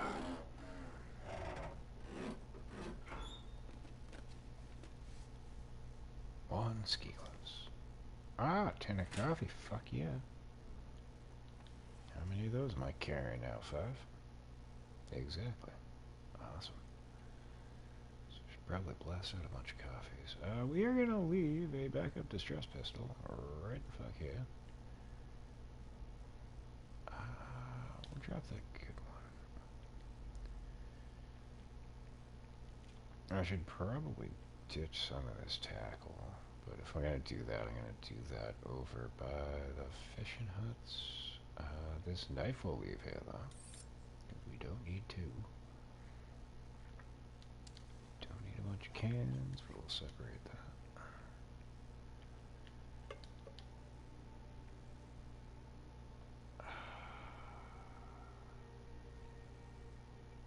I haven't used the quality tools in the longest of time. I should probably just drop that and put it on the bench.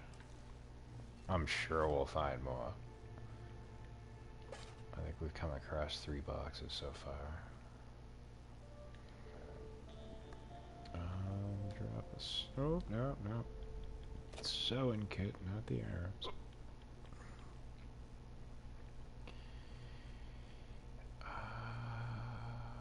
Yep, we should probably break down these since we have no daylight right now. You either will homestead bear or no name pod bear, lake bear, and broken tower area bear. There will only be 2 near per playthrough. Ah, I gotcha.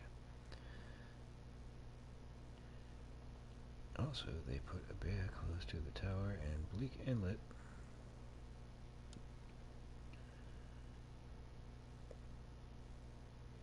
The tower?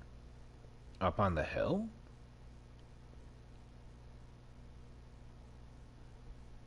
There was always the bear that was down by the road. And over by the busted up lighthouse. So that sucks. But how does the bear offset the fucking timber wolves? Because I know he makes fucking deer run, and he makes the rabbits run. I'm pretty sure he makes the wolves run too. You'd think that'd be like a trade-off. Oh good, there's 2 bears now. Fucking awesome. And the moose over by the trailer. I actually like that moose. That moose has saved my ass multiple times.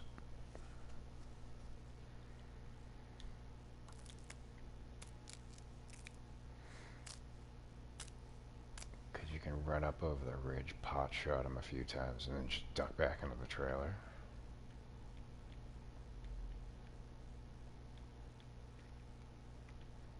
And because of all the timber wolves, if you got the moose hide cloak on, you're going to take some damage to it. So to be able to make the repair, comes in clutch. Let's see. We do not need all these saplings. Jesus Christ. I don't know if I thought I dropped stuff on the floor already. I'm not going to bring out a torch just to see. So what we'll do is lay down and get some daylight back.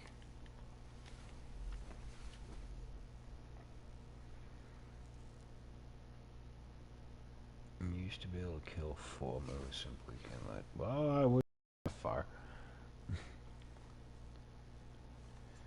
I did drop items. Ooh, maple sapling. Oh yeah, the only thing I don't have over here is curables and guts. Fuck. Got plenty of wood already ready.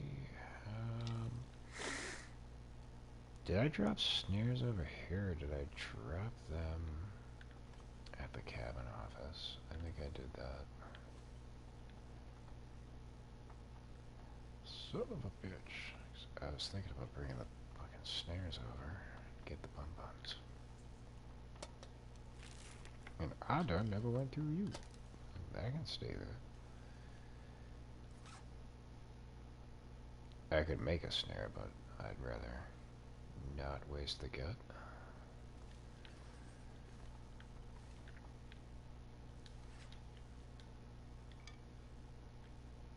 And that gets rid of that. We don't need the extra claim wood on us.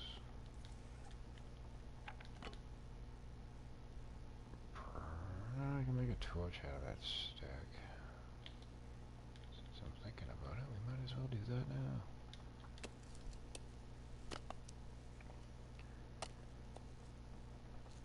Mm-hmm.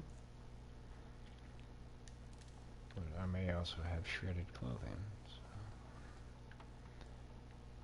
So all I have is the bow. I mean, I wouldn't get it sad to have the distress pistol, unless I fumbled my fucking inventory.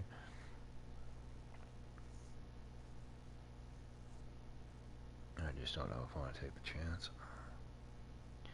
If he comes closer, I may change my mind on this.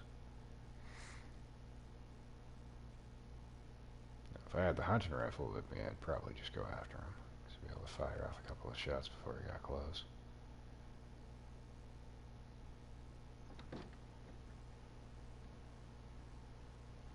I don't see him. He ain't up yonder.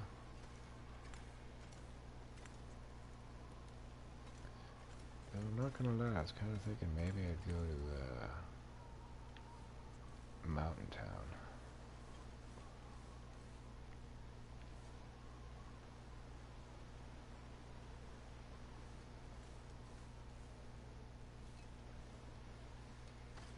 Instead of fumbling around over here, I think I'm still gonna do that. Oh shit, we got no water and I think we're low on food, so we should probably address that situation first. You can go bye-bye. You better not give me food poisoning.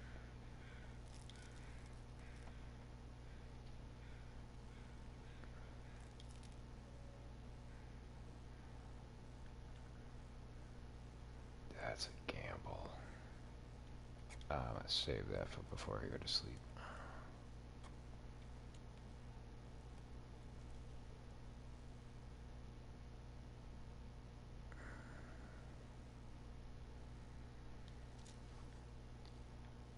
Yeah, I try not to do that, though. I don't like to cheese it. I mean, I know it's safer to do it that way.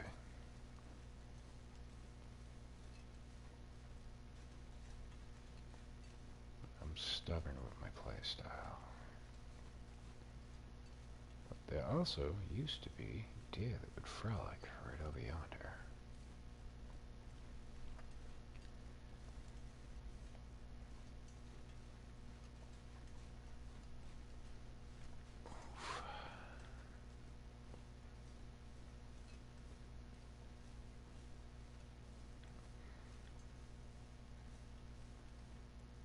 There's a deer.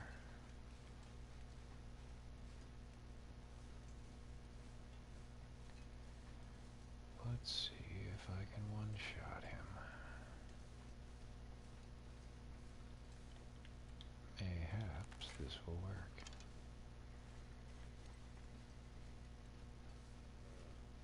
Mer.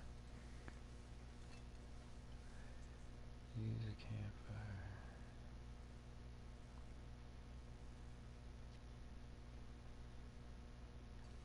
You over here?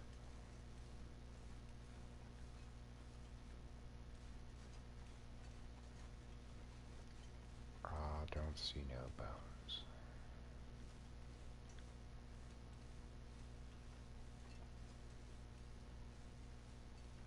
And now I lost the deer. No, there you are.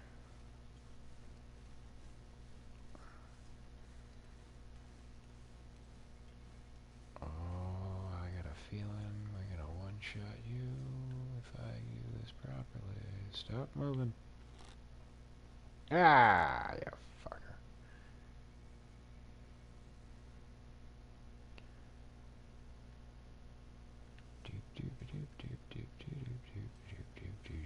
Where'd you run off to?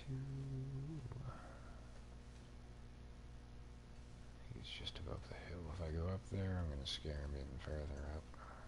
And then we're getting close to Mr. Bear, and I don't want to do that. You wouldn't have ran too far. And if this goes poorly, I won't be running anywhere. There you is. Oh, come on! It's almost like you don't want to die. What the fuck? What's wrong with you?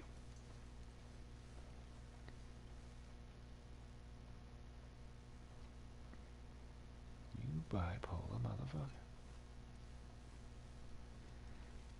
If you are good enough with the pistol, you can crouch with a pistol and get a headshot closer. See, I could do that. I just prefer to use the bow on the deer. Now, if I hit him and he's running and he comes towards me, that's when I break out the revolver to finish off the job. But usually, 9 times out of 10, pistol's just going to piss him off and have him run. I just wish he wouldn't get up on the high ground, because that's going to throw off my shot. Yeah, stay right there. And maybe. Nope, that was below you. I hate the elevated shots because it's harder to compensate for how much you get to shoot over them. Oftentimes, if you go over them, it goes over them.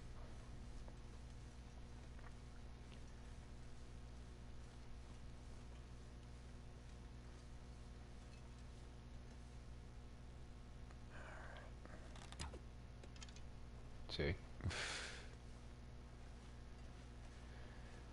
Ah, Fangula. We're gonna get you. My belly requires you. Do I have any water on me? I got this soda. It's probably not gonna go. We got fucking 19. No, we have 24 coffees to make. I can get rid of that. Excuse me, Mr. Deer. I need you to get in my belly. Seriously, that didn't even clip you? Nonsense.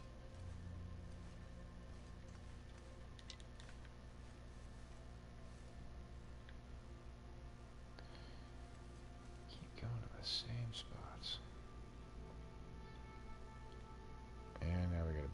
tree in the way. Oh, come on. Get back, man. Get back. Snap my leg trying to get this air.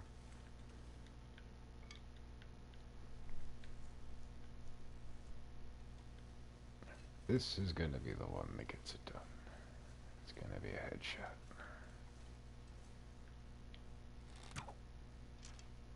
Ah, that was a neck shot. Back here with my arrow. Don't you dare go over to the bear. Take a left, go to the cabin.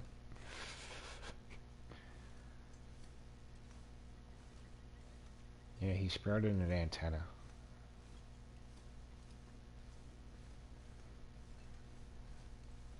Oh, you went right to the bear. You suck.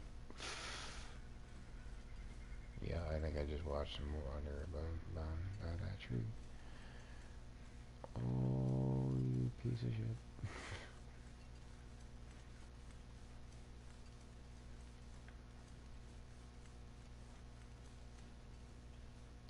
Plus, that's next shot. He should bleed out sooner.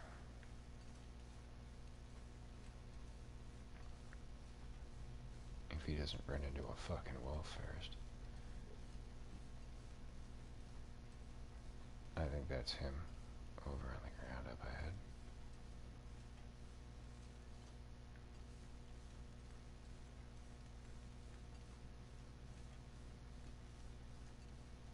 Yeah, I got you right in the fucking jugular.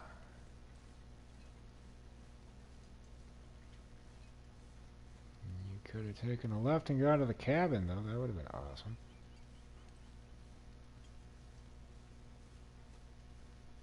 But thank you for my arrow back. And we definitely do want to make a fire. Because Mr. Bear's going to smell me when I pop open your cadaver. Ah, that's not good. We need more than a book.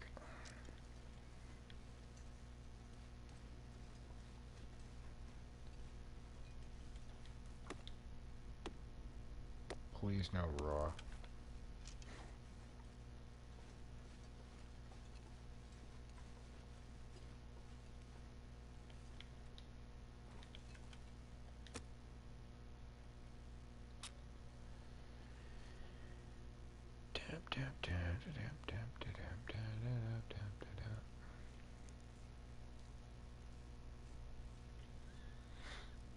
Nah, if it was like a torso or a fucking hind shot, I might have fast forwarded time. But neck shot, they're pretty much gonna drop within like 3 to 5 minutes real time.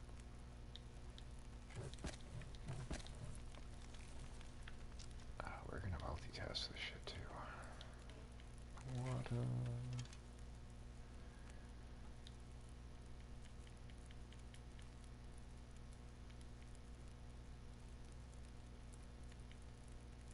I'm not taking all this meat,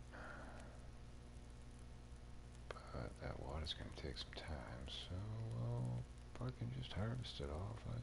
There you go.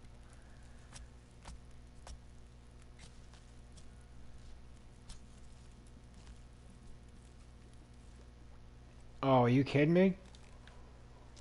Ah! The water's done though. That's fucking good. Ah, you mother. Drop that. We'll come back for this. And now I gotta figure out where the hell I'm going. Oh. We came from this direction. I'm just gonna run straight this way. Or are they gonna hit the rock wall? Oh, we're gonna make it to the cabin. There's the border. We'll go this way, and hopefully we don't crank our ankle.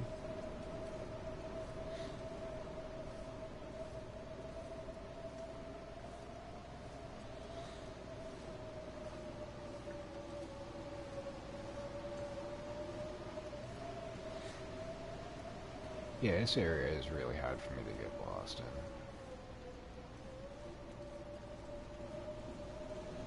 Because there's a couple of ways I can come down. Like, I could follow the wall. That would just take a little extra time. If I go straight this way, I'll probably come down by the clearing.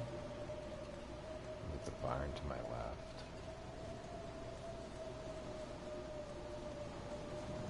It's just a matter of finding the pathway up to the cabin. That's what these rocks are for. There you go. Oh, just see the fence, you know you're in the clear.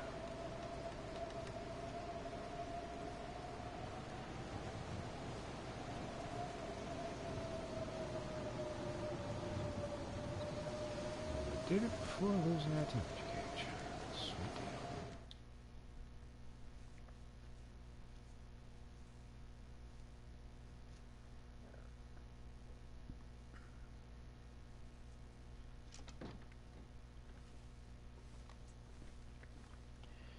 Alright, first order of business, curables. Oh, I didn't grab the deer hide though. Whatever. Guts are really what I need. 'Cause I want... trying to figure out how I want to do this. I want to get a bow going. We need 2 guts and one of those.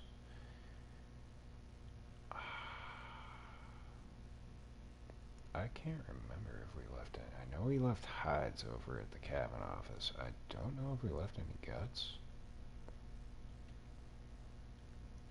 So what I could do is I'll just grab one of these. We'll ride out the storm. Probably head back over to the cabin office. But we got this meat to cook. So, have any more books? We have 1. 2. Do we have a tad? No turd. We have to. Let me use this one.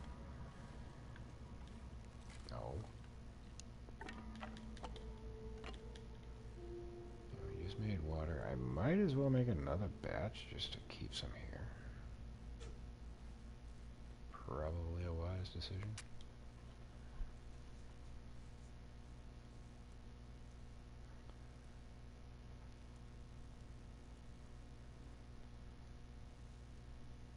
The bow trade or the arrow trade? Yeah, we have no idea what he's going to hit us with on the next trade yet.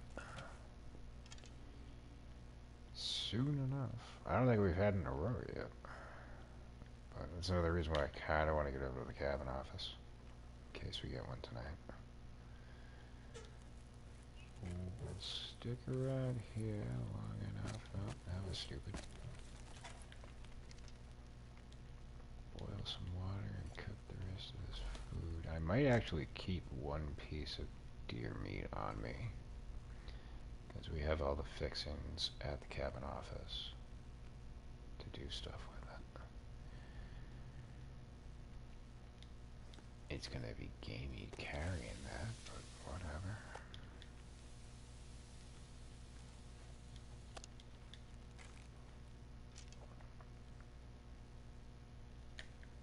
Yeah, we're still at 2. Alright, we're at 1.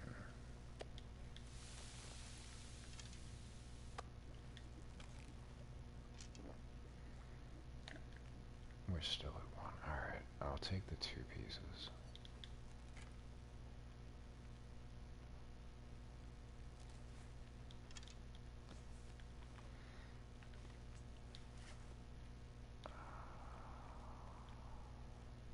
I'm wondering if I should do coffees.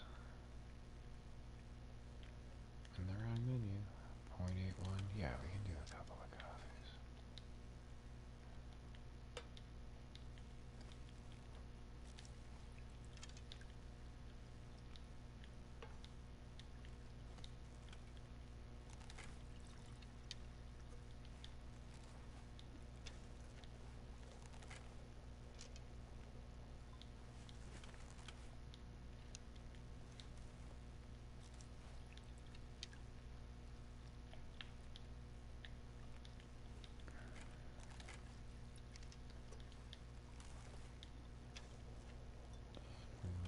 this one, and we'll take the other one, and then we'll hopefully be on our way, unless the weather's still shitty.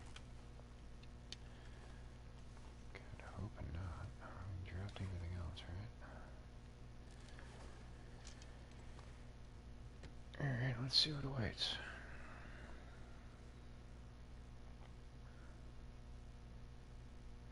Wait until you get trapped in the camp office with a cougar and a moose outside. Now we get the distress pistol. We can office about Brady them. Alright, move along. There's nothing to see here. Well, there's something to see here, though. Yeah, damn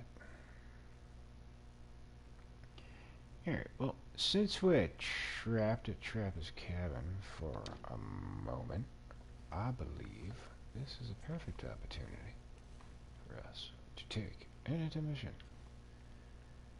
We've been going for quite a while. I do believe.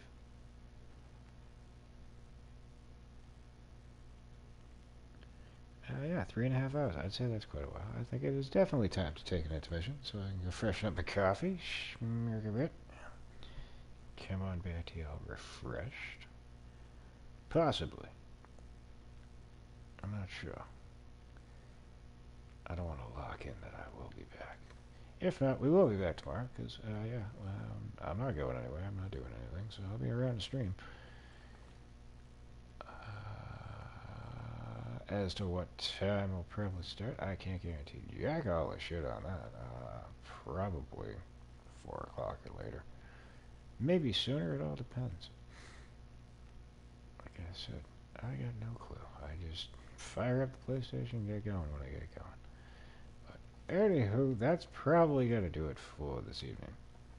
So, if we can recall when we return, we are gonna, as soon as this blizzard fucks off, head back over to the cabin office. We are gonna cook up some deer meat pies, because we've got all the fixings and the skillet over there to do just that. From that point forward, I think we're going to start meandering our way to Mountain Town. Maybe, mayhaps. Now, I might change my mind on that, because I think it would probably behoove us to go get the technical backpack to finish off getting all the carrying capacity. I know we're definitely going to run into a cougar when we're doing that, so that'll probably be our first romp with the murder kitty. Maybe. I don't know. I'm shrugging my shoulders. It's possible. We'll see. But anywho, that ain't happening on this one. Instead, we are kicking out the outro. Maybe. What's going on here? There you go. Alrighty. So, there I was checking the time on the video and closed chat and all that shit. Fucking technical difficulties. But, yeah. Thank you for streaming, says Roxana, and thank you for watching. But that's a little later on in the outro. So, let's do it the way we always do it. If it ain't broke, don't fix it. So, for Roxana, for Lowetree, for the Grumblers, who was here at the start, for the many that have come and gone, and for those that may make it to the sound of my voice in the future. Thank y'all for watching. As always, we appreciate and value your viewership and support of the channel, and hopefully we'll catch you on the next one. With that, this is Slimmy signing off, and until next time, peace, y'all.